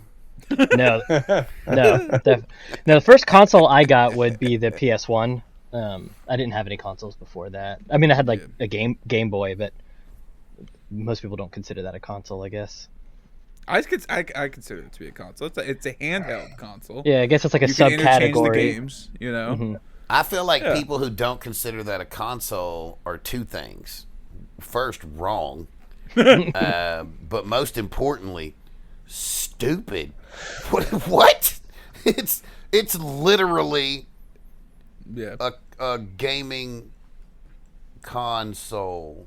It's a device in which you play games, and I'm confused at how that would not. Well, that would be like if I hooked a monitor. Russia. Come on, they went to Russia to get Tetris for the Game Boy. Hey, they fucked that guy over. The dude who made Tetris didn't get no money, bro. That's how shit work over there. That collective fucking Russian bargaining agreement where they bargain whatever you make, we keep.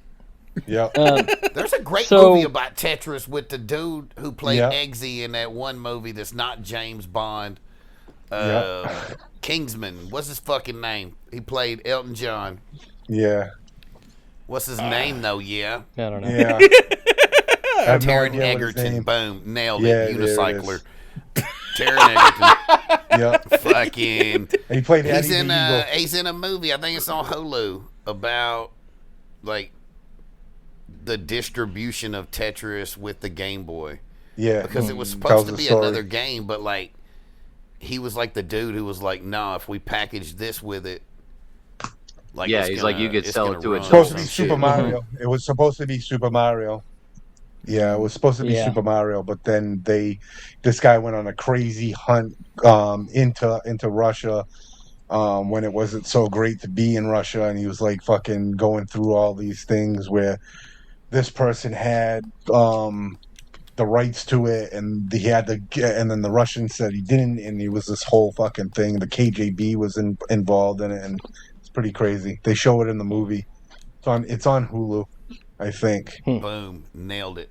If it's not on Hulu, that's pretty fucked up that we both said it was.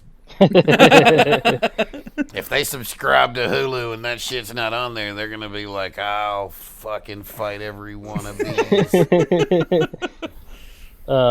So, by the way, the console thing, to get back on that, there's a reason that people don't call like handhelds consoles. Is the original definition. Like a console originally was your entertainment system with your TV, and then when it got to games, like the literal definition of the word console was a gaming system that connects to your TV, which is why most people don't consider handhelds consoles. But you can connect it to your TV. Your Game Boy? Yeah, with an adapter. Your Game Boy didn't have video output. Yeah, they have an adapter for it, yeah. But Sure. we were both wrong, Maxwell. It's on Prime. Oh, Fuckers. Wow, God. Get on Prime. Hey, hold on. I Cancel you, Hulu. Do not, under any circumstances, bootleg that film. Do not go Do on. not order Amazon Prime. No. You can find that at a lot of locations if you try hard and not have to give. I'm sure you can go on Torrent or that fucking YouTube. Fucking twat. any of your goddamn money. That how do you you gonna guys walk around looking literally like fucking Lex Luthor, but you ain't even doing nothing cool. You ain't even kidnapping no dogs or nothing, dog. You just out there looking corny. His wedding was this weekend. What? Who's? Yeah, and fucking His wedding Venice. was Aunt Bezos' wedding was this weekend. Venice, yeah. Everybody, all the who's who of who's in Whoville is there. Yeah, dude, all them environmentalists who care about the environment. Taking that fucking private jet straight over there. Bro, they got to get access to the island somehow. Now that old Epstein checked out, they gotta figure out how to make all that work, bro. They said Leonardo DiCaprio said they'll never know I was here if I pull my hat down over my eyes. He did the classic raggedy disguise. piece of shit. You know I'm sick and fucking tired of. I don't want to hear nothing else from Leonardo motherfucking DiCaprio and his 12-year-old girlfriends, and I don't want to hear nothing else about Greta fucking Thunberg. I swear to God, dude, I'm this close to becoming an anti-environmentalist, and I don't even know what that means. This motherfucker be like, I am Greta Thunberg, and I have flown across the world to somewhere I don't live and don't know about to get involved in some shit that ain't my goddamn business. Please fucking donate some money. Shut the fuck. Take your fucking ass back to where you from. Argue with Andrew Tate on Twitter. That's what we need. We don't need all the extra shit. You ain't got a fake going into fucking Israel in war waters so you can pretend to be captured. The shit is fucking weird. Is that what bruh. she's up to these days? I haven't even been following her. Yeah, dude. Yeah. I would much rather watch Caitlin Clark play. Imagine if Caitlin Clark played Ark. Hey, how's the Caitlin Clark plays Bruh. That'd be a fucking. Hey, that'd be which a great stream. which version of Ark do you play? Do you play Ascended. like Scorch Ascended? Huh? The fucking curator just closed his eyes. He said, "Fucking son of a bitch." Ascended. I can't take this no more, guy. We're descending into fucking madness right now. Now, there's 5 pods going on. That's what happened with motherfuckers. Like, if you add up the collective miles of separation between us right now, it would be about as many miles as our boy got in on fucking unicyclers. Which is a lot of miles. A lot of miles. A Favorite lot of hours game. on unicycle. Favorite game. I can't believe you even remember that shit, Nick. Oh, I remember all of that. How shit, old guy. were you when you played that? Uniraces? That came out. You don't forget a game like that. Apparently. We were probably 11, 12 when we were playing that game. Yeah. I'd be kind of upset if you didn't remember that. Like, I was 12, dude. Who remembers anything Oh, when we they're used 12? to smoke. We used to fucking. This was We when used we to smoke first. so much weed when we So were much that we I don't were playing remember fucking. anything. We started playing fucking smoking weed guy and just fucking racing against each other guy. It was the best thing ever, guy. In the basement, some fucking place. You said the funniest thing before we started recording. You had the first Nintendo on your street, on your block. Yeah. That's insane. That's insane, dude. Okay. I had like the Johnson. I had everything, guy. We were the only house for like 4 or 5 blocks with a Nintendo, and then there was a kid 2 streets over who had a Sega. And it was like, and how the fuck you guys keeping track of that? Like that kid, like over on like fucking one Elm kid Street brags. Well, see, you're younger, so you don't know what it was like. You don't know what it was like before everyone was like, "Yo, if you leave the house, you get kidnapped and that's true, murdered." It's like people like at the same rate as it was when I was a child, people are getting kidnapped. It didn't. Kids riding their bikes around the neighborhood. No. Does not make normal people go, well, shit, since they're out. You know what I'm saying? And like, kidnappers aren't like, well, I'll wait for a good opportunity for somebody to be out riding the old bike. We knew because we knew everyone. Yeah. We talked to our neighbors like we played games in abandoned fucking yards where houses had burned down or whatever. We had community, dog. Yep. Played fucking Manhunt guy. Yep. Fucking Tell Maxwell about Manhunt. Tied each other to a telephone pole, and then we would the other team would go out and hide. And the area of this thing was like blocks. We had blocks and blocks and blocks of area that we could play, and then you would just try to get yourself out of untie yourselves, and you go find them. And if you caught somebody, you'd bring them back to that, tie them up. And if somebody from that team, before you got all the teammates, tagged that pole, then they would be able to get them out and free them and move it to, and then they'd be able to go out. We would play this for fucking hours. Just tying each other to a telephone pole. And hours. That might be a northern thing. Yeah. It's a Yankee I don't thing. think I've ever heard down where I'm at, if you was like, we finna play this game where we tie each other up, they'd be like, no. Historically, no. We had a version of Manhunt that was slightly different than that. Our version, if memory serves, when I was a kid, it was also you use the whole neighborhood, and everybody that lives in the neighborhood doesn't realize they're participating in it. You're hiding in everybody's porches and shit. Yeah. If memory serves, it started as one person is like it. And every time that person finds somebody, they're now part of the team of people searching. And they would almost like zombies would slowly infect and get bigger and bigger teams until eventually the last person to be found wins. I like it. You know, I never thought about it until this moment, sort of the universal use of it. Like, yo, you're it. You're it. Being You're it. it. Mm-hmm. Like, there's no Other name than for the it, right? thing. You just did. You're just like you're the one person You're who is the one who has to participate in the game in a different manner than all other players is in fact it. Exactly. The kids are dumb as fuck, but they're also super easy to communicate with. Like, I think in almost all parts of the world, if you know the word for it, like, you needed to tell a motherfucker that you're the one that's going to do that thing. You just say it and point at them. They're going, fuck. Yeah, well, it's a noun, and even Neanderthals can understand the concept of a noun. Bro, you ain't never hung out with no Neanderthals. You just told me the first game you ever played was an N64. I live in Iowa. All I have is fucking Neanderthals all around me. What the fuck are you talking about? It's the land of Neanderthals. Knuckle dragon motherfuckers. The meth goblins. I've never been there, but that feels accurate. You've never seen so many unibrows in your life. Hey, Nick. Una.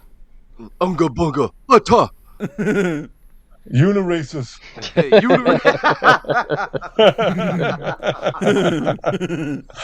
Uniracers.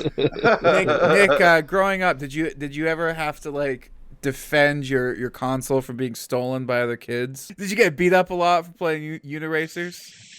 Fuck yeah, guy. We got Wait, you beat had up to all the defend. time. You had to you had to fucking stand there with a stick to keep people from taking your Nintendo. Oh yeah, fucking stealing shit. Yeah, that was a lot. B&Es was prevalent in my neighborhood. Well, that's fucked up, man. You can't be talking about the games you're playing.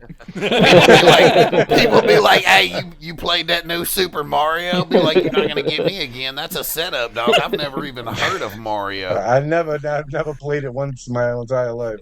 It's gonna happen when you're out there bragging to everybody you got the first Nintendo on the street. Yeah, man. Why you don't do that? Nah, dude. When you're in a neighborhood where there's a lot of burglary, breaking and entering, if you will.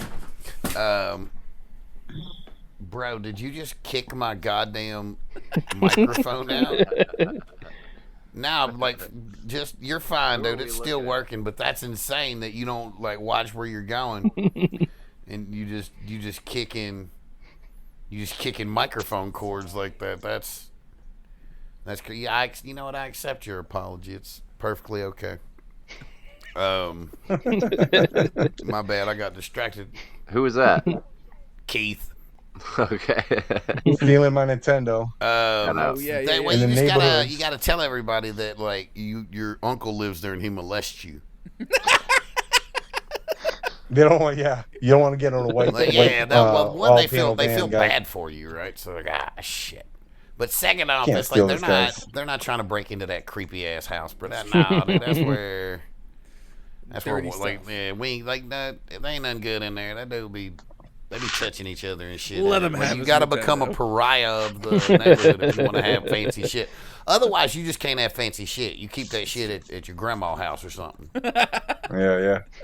That's for real. I lived in a neighborhood where it was you can lock your door, but you really just making yourself have to replace the door jamb. You might as well leave it unlocked and don't own nothing. Even the furniture you have needs to be heavy. Yeah, fucking with the bed inside the couch type shit. You know what I mean? Not the sleeper, heavy, not the sleeper sofas. Yeah, bro. Hey, I know a dude legit. He put concrete in the bottom of all his furniture, bro. Just to make that shit heavier, he put concrete. Yeah, and then put a pad on top of it. You be like, this is craziness you doing right here. But hey, ain't nobody ever stole his fucking park bench couch. Memphis is a great city.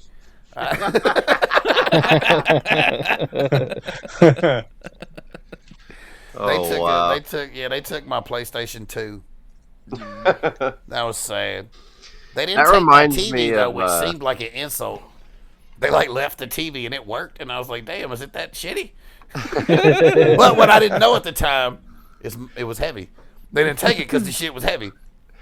That reminds me of this story that I have of I don't know if any of you guys ever. You probably way too old, but ever got into the Yu-Gi-Oh card craze? But my older brother, was very, very much into it, and there was this other kid on our block. His name was Brady Cronin, and I don't like him already. Ooh, yeah. I dislike Brady Cronin already. He's got that name. Something of a bully, Brady Cronin. I knew it. I mean, with a fucking name like that, yeah, he never had a shot. My brother had acquired this certain card. It was like a black skeleton dragon of some kind. And don't even know nothing about Yu-Gi-Oh, and that sounds cool as hell. Yeah, hell yeah. and then this Brady Cronin, he had the Grail. He had what everybody wants, and whether you know Yu-Gi-Oh or not, you've probably heard he had Blue Eyes White Dragon. Oh yeah, and that's the fucking get. I don't know how he got it, but he had the get. And so they had Sound this. like he stole He it. stole it. Yeah. Well, after you hear this story, you might not be so fucking. You might be right on the money. We had this epic battle where like all the neighborhood kids gathered around my older brother, which is like God, I love that four. description. We had an epic battle. Yeah, it was like 4 to 5 years older than me. Yeah, you did. I think Did they have the fucking cod? Did they have the cod thing that would? No, I wish that would have been the arms, best. And they were like, they fucking like the wrist guards with that hold the cards. That would have been sweet. No, but it was actually like he had a big front yard. There was a big patch of grass, and then he had a very slim sidewalk that was like the grass was growing in on either side. And so we just picked the very last like block of concrete to be like, this is our dueling area, and everybody gathered around that one block, and they had this very, very long fucking like to the T of the rules battle. It was like you're watching an episode, and I didn't really watch the show that much, but I was just like, this is the show right here. This is everything. You can learn a lot from a card game. Hell yeah. And so they battled to the very fucking bitter end, and it was for pinks, dude. It was for those cards. It was like, if he won, Brady Cronin got the skeleton dragon. If my brother won, he got Blue Eyes White Dragon. And so when it fucking came to the bitter end, too high stakes for their age. I'm talking the kid sweating. Brady was get some parents involved out here. Brady was my age, Gambling. and we were in fucking second grade. I'm pretty sure. Jacob, my brother, was easily a seventh grader, so he was way older than us. So, and that's should have just beat the fuck out of Brady. Yeah, well, that's the best part, because when the battle came to a pivotal end. Oh, my bad. I didn't mean to bury the lead. No, you're good. He put the final swing in, and he beat Brady, and you could see just the defeat wash over his face as he looked down at the cards, and then he looked back up at Jacob, and he looked at the crowd, and he looked down at the cards, and then he just snatches Jacob's black skeleton dragon and tries to run into his house. And Jacob, my brother, grabs his ankle, and he does a flat, like, cartoon, like, thump down, like, face first onto the ground. And he drags him all the way back and just starts fucking boom, boom, boom, boom, left to right, pounding him in, because, like, you were going to steal my card, you piece of shit. But it's just like, there's a 5-year age difference in these kids. My brother's a seventh grader. My brother's decimating this little kid. It's not for naught. He was going to steal the card. They fought a great battle. It's all the same misdemeanor. Yeah, exactly. Yeah, he's in the jail, It's I'm just saying, it's fuck all that the kid. same. I remember, and then Brady Cronin went on to sell Percocet to everybody in high school. So it's crazy how the world works. Well, he ain't had no choice, bro. He was down a goddamn black skeleton dragon at the age of fucking 7, dog. Like, he was down bad at 7. You're not good. You got to start selling perks. The man had nothing to show for all his hard work, and he was beat to shit. All the girls in class was like, pussy. So he was like, I'm going to fucking break bad and sell Percocets, and these hoes are going to get addicted to it, and then I'll fucking have a girlfriend. Mm-hmm. Imagine we could go back and he actually won and see how his life came out, guy. All that wouldn't have happened if like he wouldn't have probably be getting married to Venice right now. Yeah.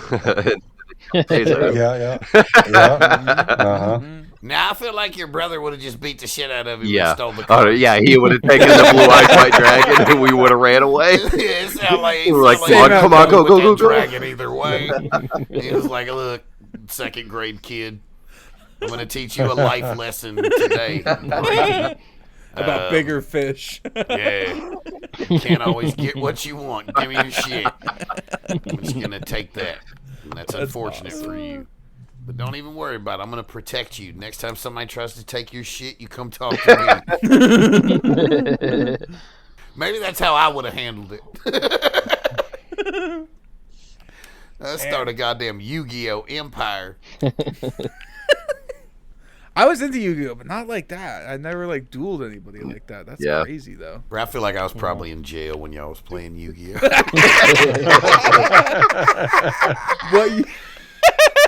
He was like, I was hunting the black dragon skeletons, and I was like, I was ordering commissary. What year were you in jail? Let's find this out. It would have been 1999, and then on and off 2.5 years collectively, and the last time I was in jail would have been 99. I was 2 years old. I was born in 98. the first time I was arrested. I graduated high school in 98. Damn. Yep, me too. Nice. I was born in 97, so. That's why y'all got dumbass fucking favorite games, and we got dope ass favorite games. I said Mario Racers. 64. What are you talking about? You Yeah, literally man, agreed about how Last of good Us. it was. Bruh, if I had to pick a game right now to play, and you told me it's Mario 64 or Uniracers, right? I don't Valid. play physical copies of It's valid. Uniracers. I played it recently to completion. I got To completion. Uniracer Yoshi on top of the castle. Completion, not the game. I read a description of that game, and it was like, one team is yellow, one team is blue, and I was like, this game is deep. There was a You game get that the I silver. You could get the silver Uniracer. That's a game that you should make a movie of. of, not The Last of Us. Make Uniracers the TV show, because then Yes, it's like yes. like Teenage Mutant Ninja Turtle. You know what I mean? Make that into a season 1 could be fucking- about the blue Uniracer. Season 2 is the red one. the Power Rangers used that same concept and made $1 bajillion. Yeah, man. They talk to you. There was The a Uniracers talk to you. there was a game that I was like obsessed with as a kid. It was like on my mom's like Dell computer. It was called like Buck Avengers. You ever heard of this game?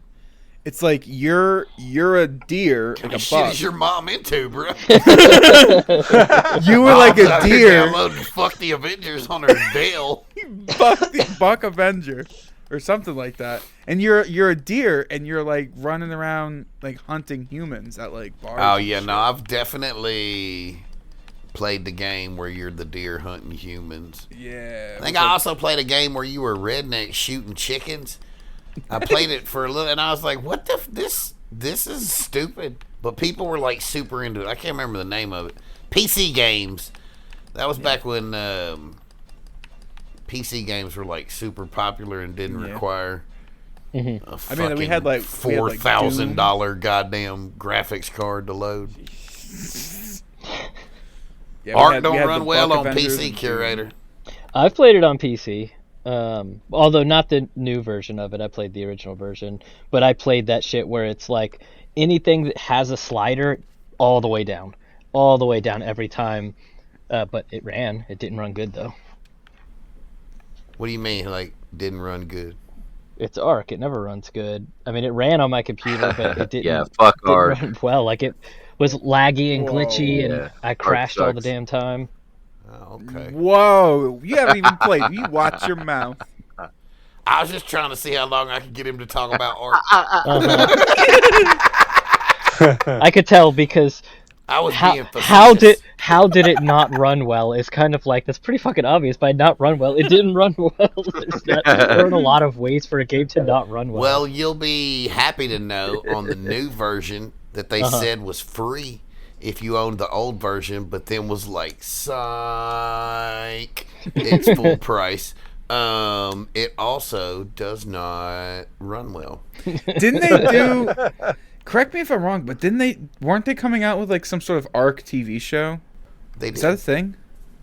I think it's on Prime, Oh, that's why. I haven't but it ain't got nothing to do with the goddamn game. What was the thing? Now I'm fucking fully involved in it. What was the thing that had Vin Yeah, Diesel come in on. it? Like, Vin Diesel was attached to Arc in some way. What was that? Was that the TV show? It was either the TV Yeah, that was bullshit. He's supposed to be the star main character of Arc 2, which they announced, I guess, many, many, many years ago. It feels like at least 5 years ago at this point. Yeah. And then they were like, all right, we're redoing the game in the Unreal Engine. and it'll be free. And then it wasn't. And people were like, "Bah humbug." And then, like, I had no interest in playing it because I wasn't going to buy it, and I didn't even own a console, but it's on the Game Pass for Xbox, and I have Game Pass for Xbox. Sure. So I play it. There was in the game, I think David Tennant does a lot of voice acting for the game. Yeah, he plays like the main bad guy. Yep. Whose You name find him is in, The like, way you Star guys Wars described it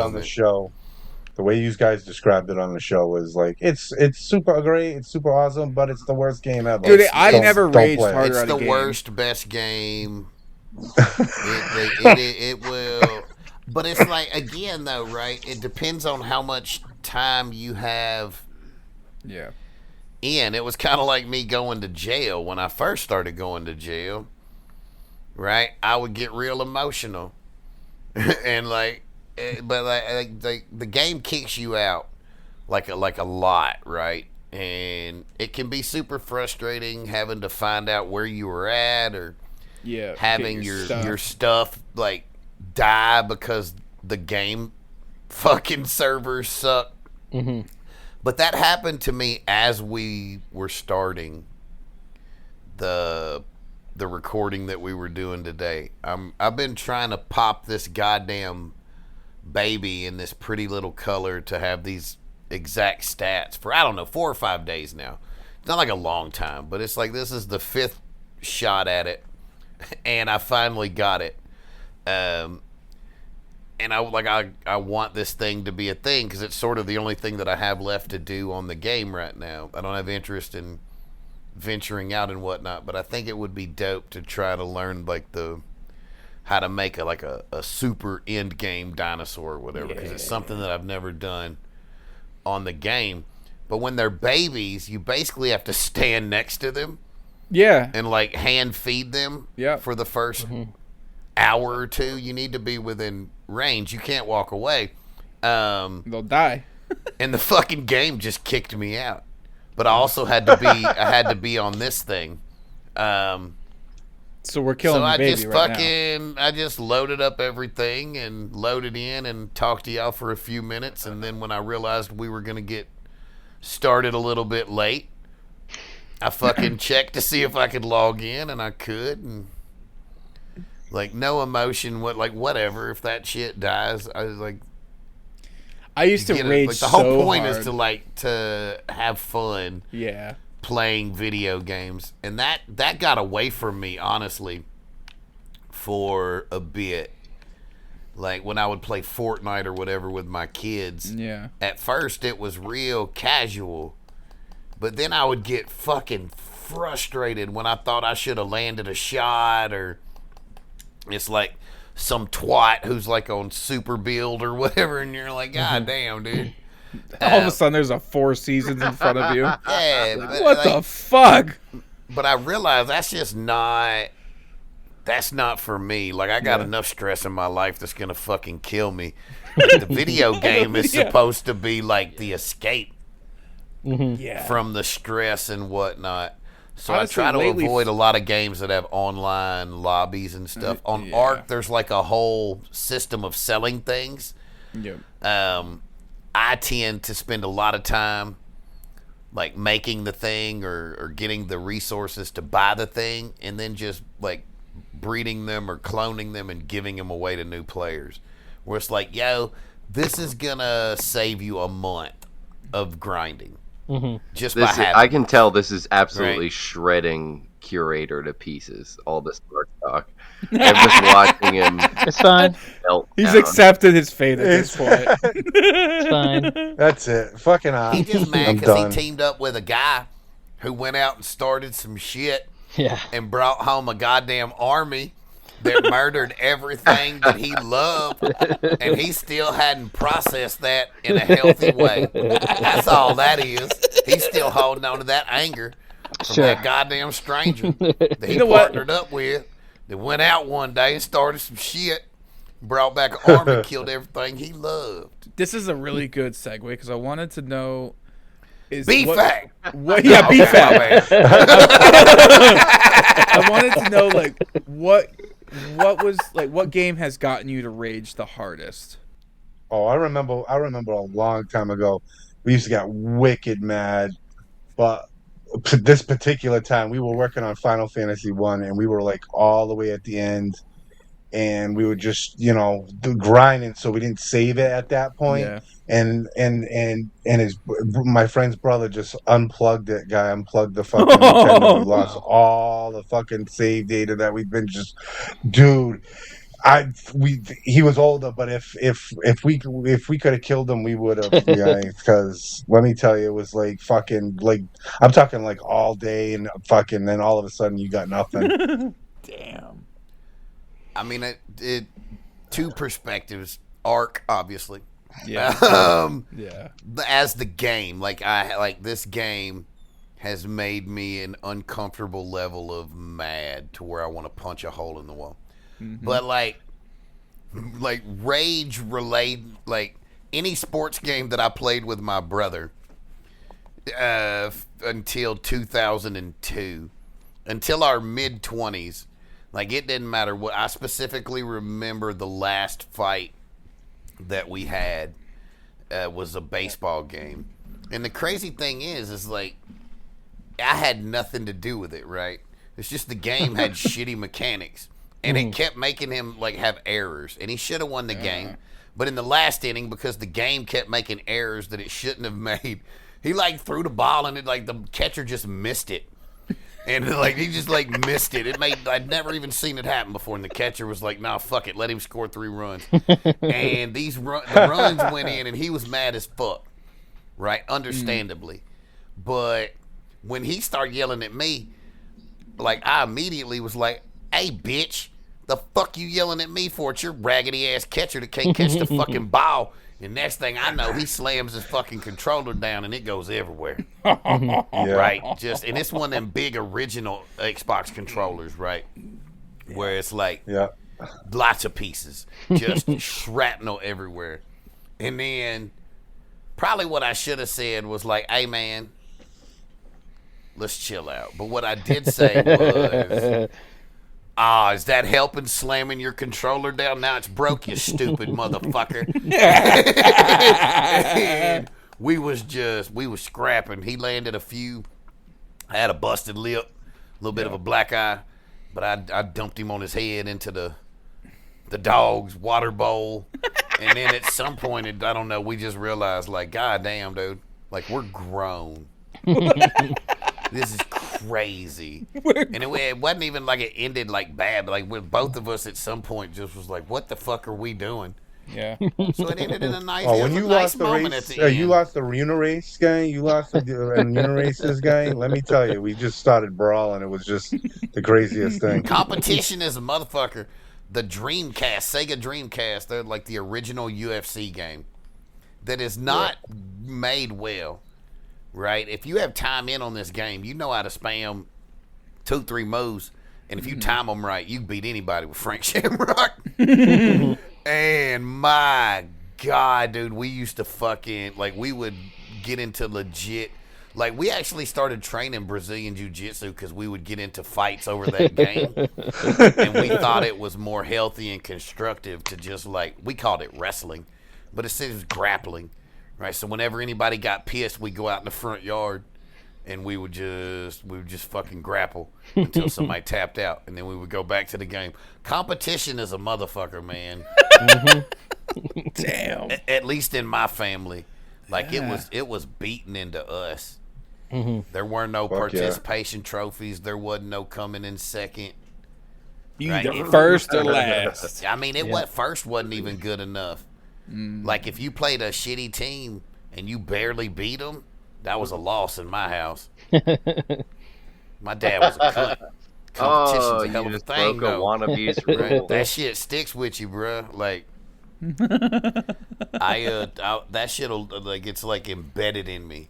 That's how road rage happens, bruh. You in competition with this motherfucker to go nowhere faster. It don't make no sense. Competition make you do crazy ass things, bro. Oh, I've seen Nick's road rage. It is the funniest goddamn thing.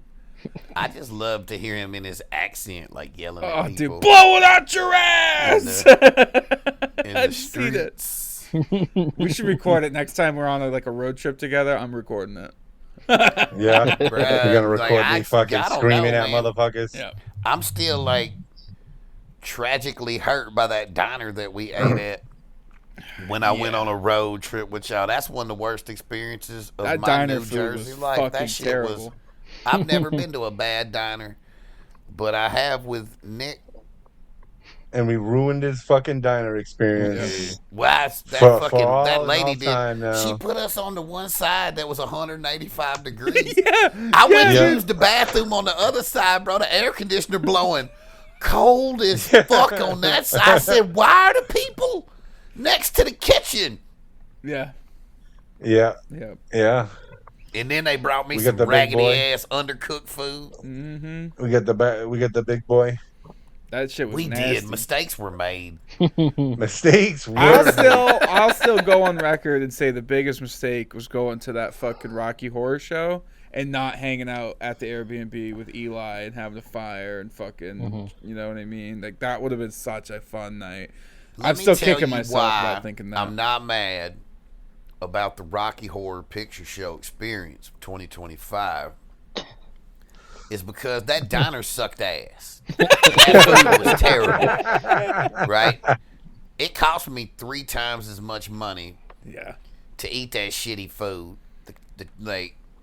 There was no environment at all for any second at that diner where I was like, yo, I mean, that's kind of interesting. The Rocky Horror Picture Show, I'll be like 10 years from now, and like I will remember that, and I will tell the story with glee in my voice, right? That is something that it's like going to jail, right? Like, it sucked at the time, but now that I'm past it, I've got equity in that shit. Like, I can use this to pay for things. Let me tell you this story. And motherfuckers are like, let me buy you a beer or hand you a joint. And I'm like, well, shit, let me share another story. Yeah, I mean, it's like Bitcoin, but words. What, man? Curator, we talking about uniracers, dog. You don't know shit. You don't know nothing about uniracers. I really am going to play that fucking game, and I swear to God, if it isn't terrible, I'm going to be shocked. Notch. It's not going to be good. It's going to be top notch. There's guys, no I'm way. telling you. But I'm gonna get good it's gonna be the best game you ever played. Next time I see you live stream, I'm gonna fuck you up. I'm gonna beat your ass. We're playing it, guys. I promise you, dude. I'm gonna stomp you at Uniracers. I'm telling you. Next time I'm fucking bringing it, and that's it. It's over. And I'm finna fucking lose weight for it. Don't even have to. I'm just gonna do it to look better when I celebrate over your broken body, yellow team. Punk ass yellow team. I'm gonna be yellow team, and I'm gonna whoop your ass with yellow team. Oh, for fuck's sake! I really want to know, because Curator's such a cool and collected guy. Has there ever been a video game like rage moment with you? Oh yeah. Not in the what last. Gets your fucking blood boiling. All of them. Anything with a platinum trophy that's unacceptable. Anything with a path to a platinum that makes no sense, or a platinum that's too easy. This should not be a platinum. This is silver at best. It hasn't been recently. I've gotten a lot better in probably the last 10 years, but I used to get fucking mad, man. I've had a couple broken controllers. I broke an iPhone once because of a game. But it would have been, back in the day, mostly online stuff, playing like Black Ops or something, if I felt like I should have had a win or something. And then terrible game. Yeah, there are situations where I think the most recent that I started getting pretty steamed at was the Tony Hawk remakes, the 1 and 2, where some of the trophies were some shit that was so fucking hard to do. And it's like, you know him so well, man. Hey, bro, I swear to God, dude, I'm like, The only person I've been in a relationship with this long is my wife. Man. Some of the shit where it's like they were called get theirs, which were pre-designed like big combos where like you start on one side of the map and you have to exactly make this gap, grind this rail, make this gap, grind that rail, do this, do that, do this. And it's basically pushing the limits of what is physically possible to do in the game. And it would be where you're like, you're getting all the way through it. You've been practicing and practicing, and it'd be some shit where like you're coming down on a rail and you go to grind and it randomly decides it wants to turn 90 degrees right and grind instead and fucks up your whole run. And it would, I was getting steamed at that. I eventually finally cleared them all, but man, I was getting so mad.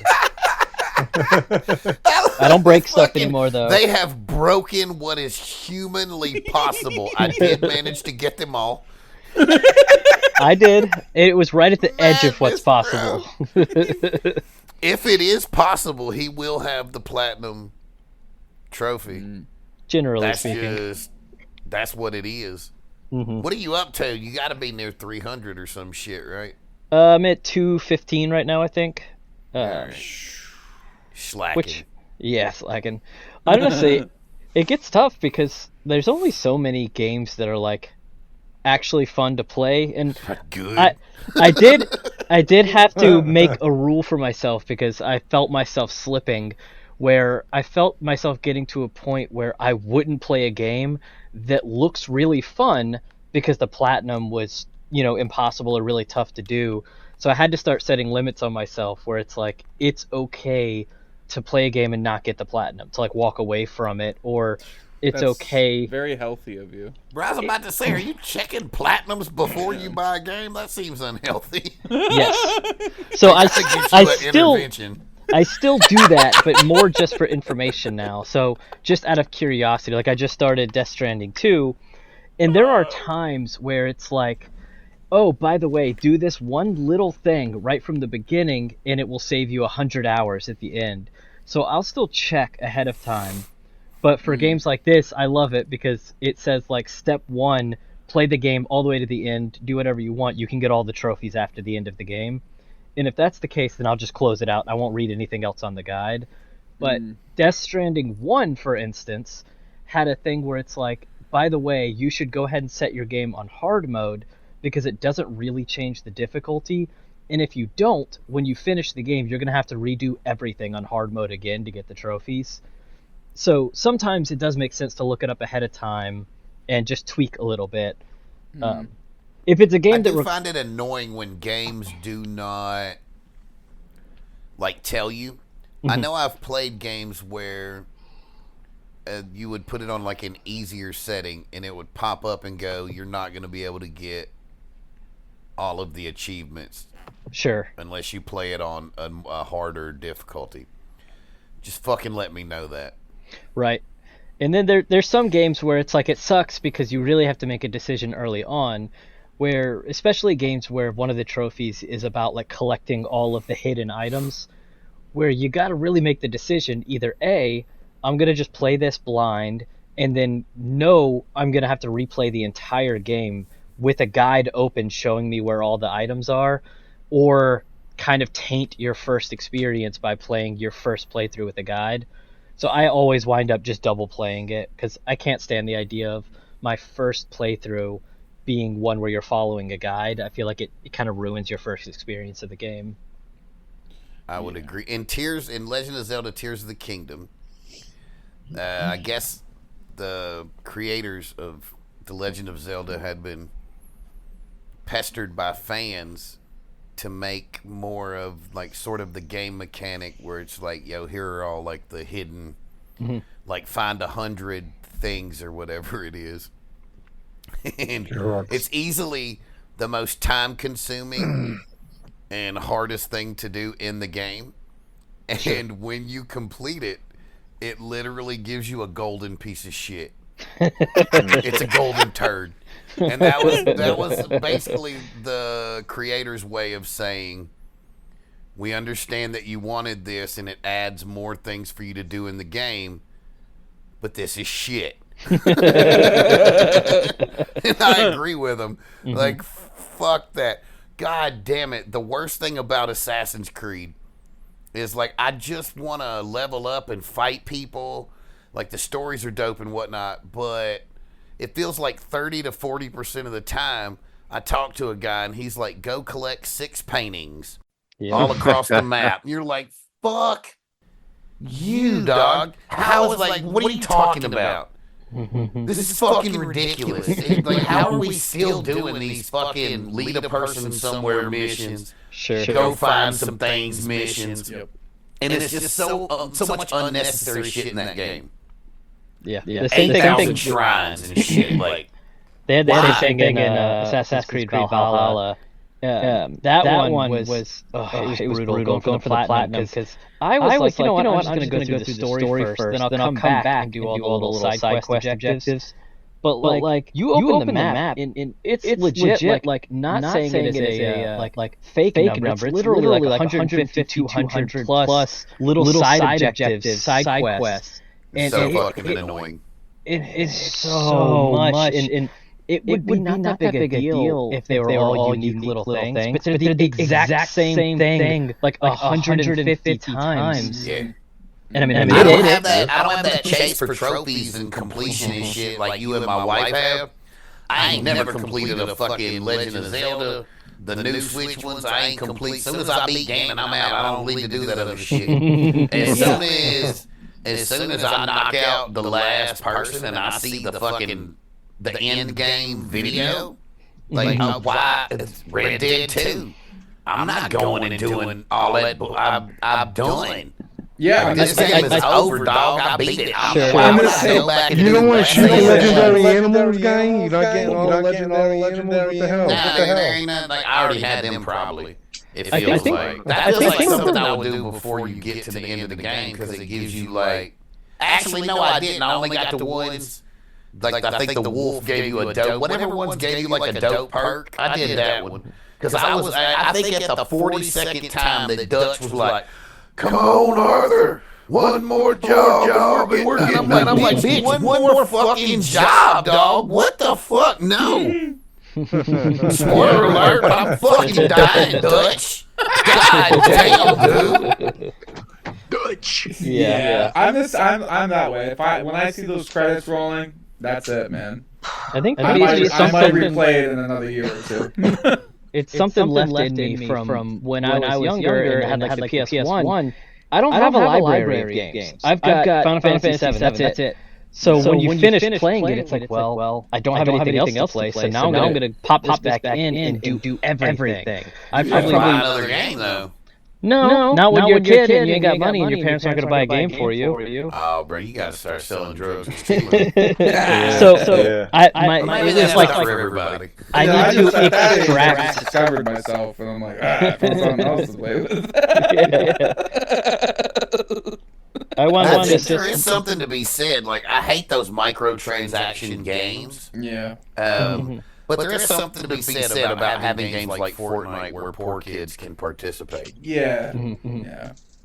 Like, that's absolutely something that I remember being like everybody else is playing this thing or they have this thing and like I don't have that thing. I got corn off.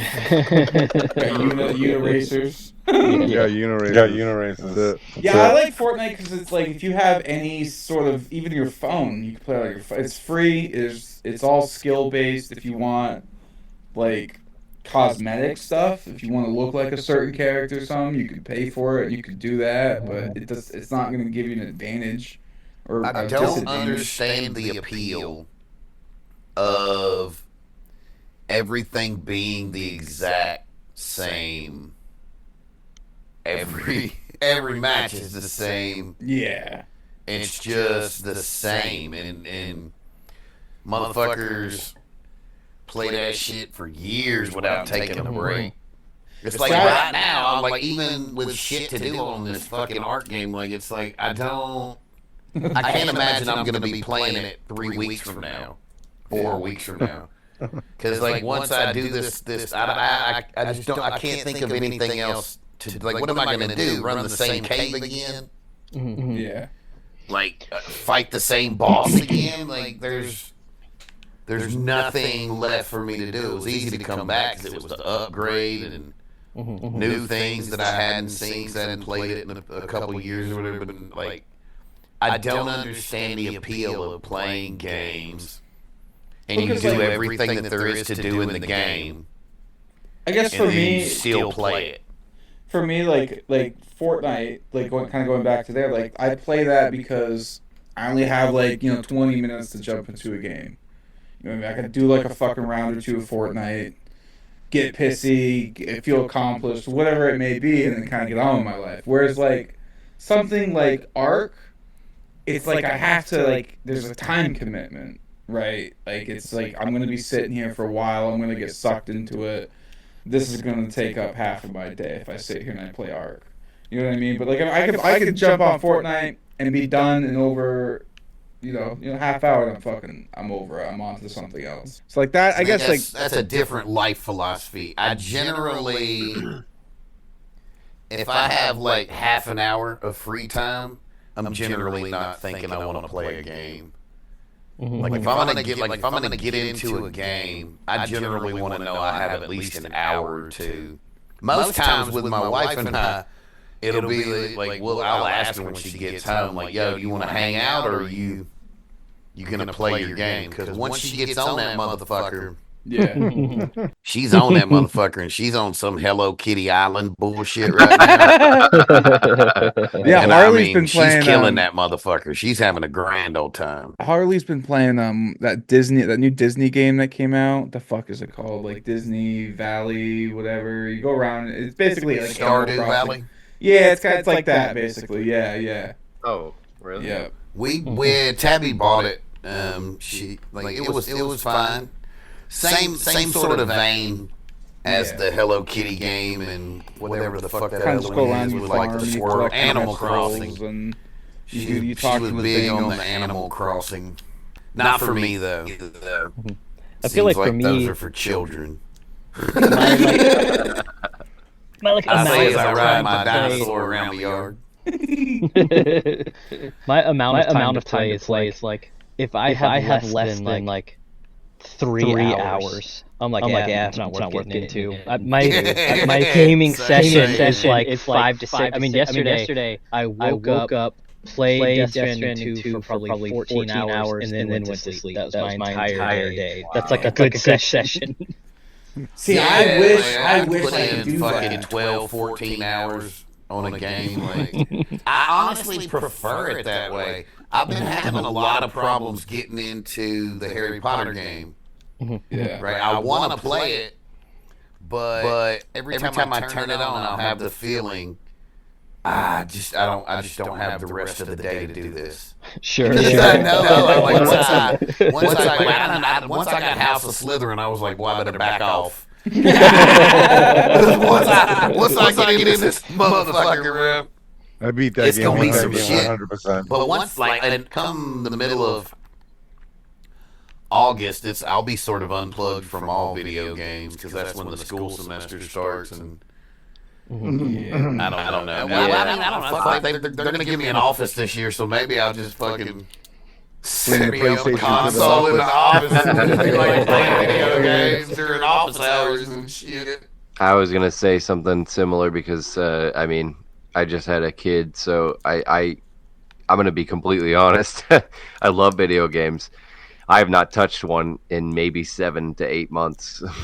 Yeah. I've not powered on a console, started up a game, and played a fucking session of a single video game. I sold my in Xbox so at one long. point because I was like, I'm just never going to have time to play video games again. Yeah, Parenthood is I was so deep in rough. like the new, and that's how it is with you and that baby, right? You're so deep in this new direction in life and whatnot, and you got to focus on that thing on top of Louis, who's yeah, I mean, right. very, I very was much trying to search for the autistic. right word, right? Because like, I have this problem a lot with my kids, because it's not difficulty is not the right word. Yeah. Challenges is not the right word. I There's think it's something like in the there, though. differences. I'm kind of synonym. The the differences in raising, because I mean, in a lot of situations, it's much easier to raise Kevin than it is to raise Keith than it was to raise Mike. Because like all I got to do for Kevin is make a cheese pizza Exactly. and have internet, and Oh he's my like God, he's exactly. happy. Like he's happy with that, right? I can communicate with him. Yeah. We call it speaking Kevin, right? Yeah. And a lot of my friends and That's family who so come sweet. over a lot, they speak Kevin, right? It's like we all. Yeah. It's just it's just different. There ain't a challenge to it. Shit, it's fucking easier. Ugh, you're gonna make me In a cry, lot of Maxwell. ways, right? But like, um, it is time consuming, Yeah. right? Because like even though my boy is a teenager, right? And it's like I have to wash him. Yeah. I have to make sure he's fed. I have to like dress him, make sure that his fucking teeth get brushed, make sure that his sheets are clean, like all Yeah. these things. They're not necessarily hard, but if each one of those things takes 10, 15, 20, Mm-hmm. 30 minutes, well there They went add your up. fucking Fortnite time, Yeah. right? Yeah. Yep. Yeah. Exactly. Dude, I'm trying not to cry right now, but it's very, I've known for a while that you had an autistic son, but it's very nice to be able to, make that connection with you right now and here's things relevant to experiences that you've gone through. Yeah, I It's think very like sweet. people do, they ask me because like the kids are essentially adults now, and I do get asked a lot, and we've participated in a ton of studies. One thing I get is vaccine people who I fucking hate with a Can't passion. stand. Um, Yeah.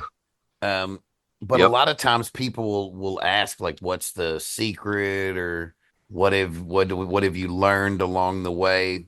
I think the one thing is the really the only piece of advice that I would give is you've got to figure it out because each one of those kids is going to be different.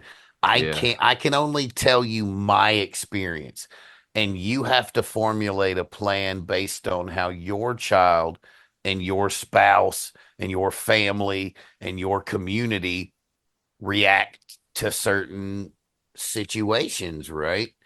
Yeah. It's going to be easier in a more liberal community. You're more likely to have charities that are not directly connected to churches where the money Yeah. that they want to give comes with a price tag, right? But Mm-hmm. it's certainly, I don't think easier is the word, but like, I think somewhere along the way, I don't know when it was, but somewhere along the way, I just went like, I watched other people's kids grow up that were quote unquote normal, Hmm. right? And I was like, those kids suck. Right? No I one wants couldn't to agree hang out with more. those kids. I No one couldn't wants agree those more. kids around. Everyone loves my kids. You'll never ever be at a place where my middle son Keith, which he's verbal, he just doesn't understand social cues, and he has Sure. other like things like muscle atrophy, so he has like he can't lift anything or do Okay. he can't Okay. like open anything, and it's just the most tragic shit ever. Yeah. You're like, here, let me fucking open a Ziploc bag for you because you can't grip things with your fucking fingers, right? But he has no Oh man, inhibitions poor guy. whatsoever. Like we were at a taping of WWE SmackDown, and as soon as we hit the crowd, he's turning around. Hey everybody, what's going on? Like, what's your thoughts on Dominic Mysterio? Right? He'll say things like he'll just walk up to people like 80-year-olds who clearly do not Yeah. have Xbox accounts. Like we would know that because we understand things like that. And he'll be like, "What's your gamer tag? You play GTA?" Like, brother, he is 85. But everyone loves that kid and would like fight you for him. Hmm. Like you say a bad word about my kids in front of pretty much anyone in my circle, and it doesn't have to get back to me. They won't say anything. If anything, they'll be like, let's make sure he never hears that. We're Yeah. going to stomp this dude out in private.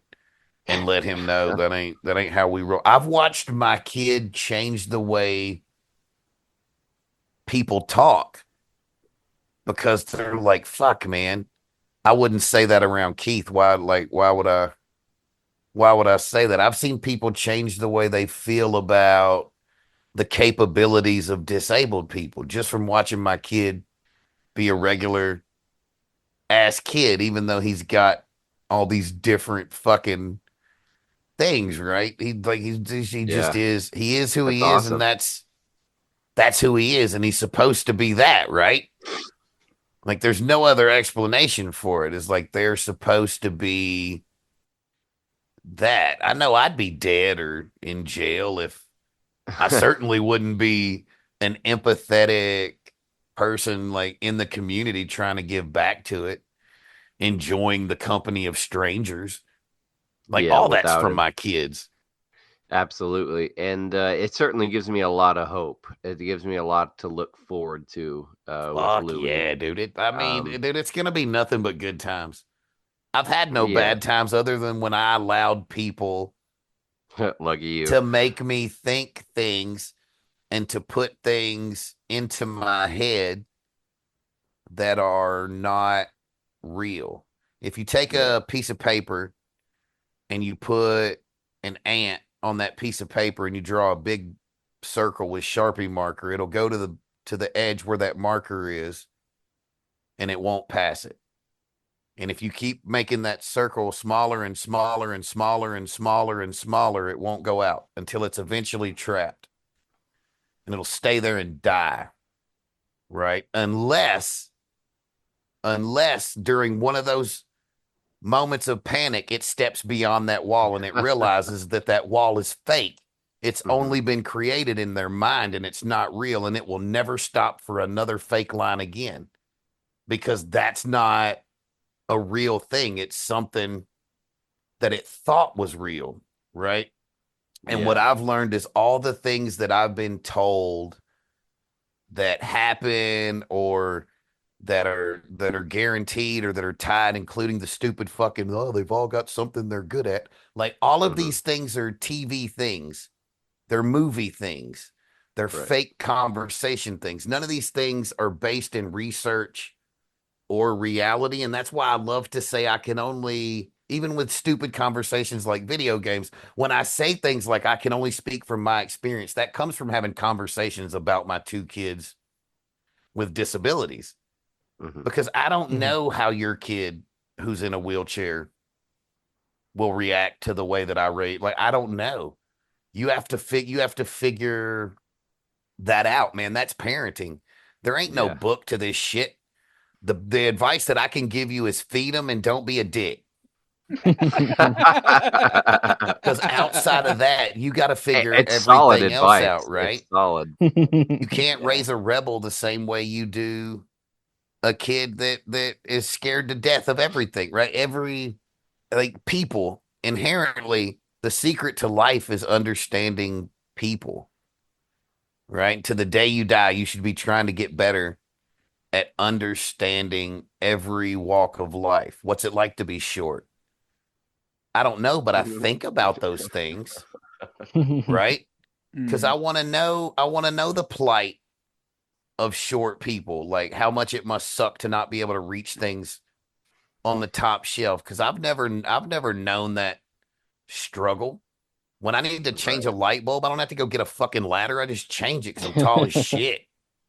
Right? But I would want short people to think about things like, oh, when you're tall, you're probably going to have a bad back because you have to bend down further to, you know what I mean? If you have perspective of every sort of walk of life, you realize that we're all the same and we're just in the same struggle to not be anxious balls of withering skin. That's fucking beautiful. What a beautiful way to end this goddamn pod. Yeah. You just absolutely brought it to it. Like, if that was a bow. Yeah, I was gonna say, if that was a thread, you completely tied it into a little. Well, I mean, one more thing about Ark, though. Yeah, do we have another bee fact?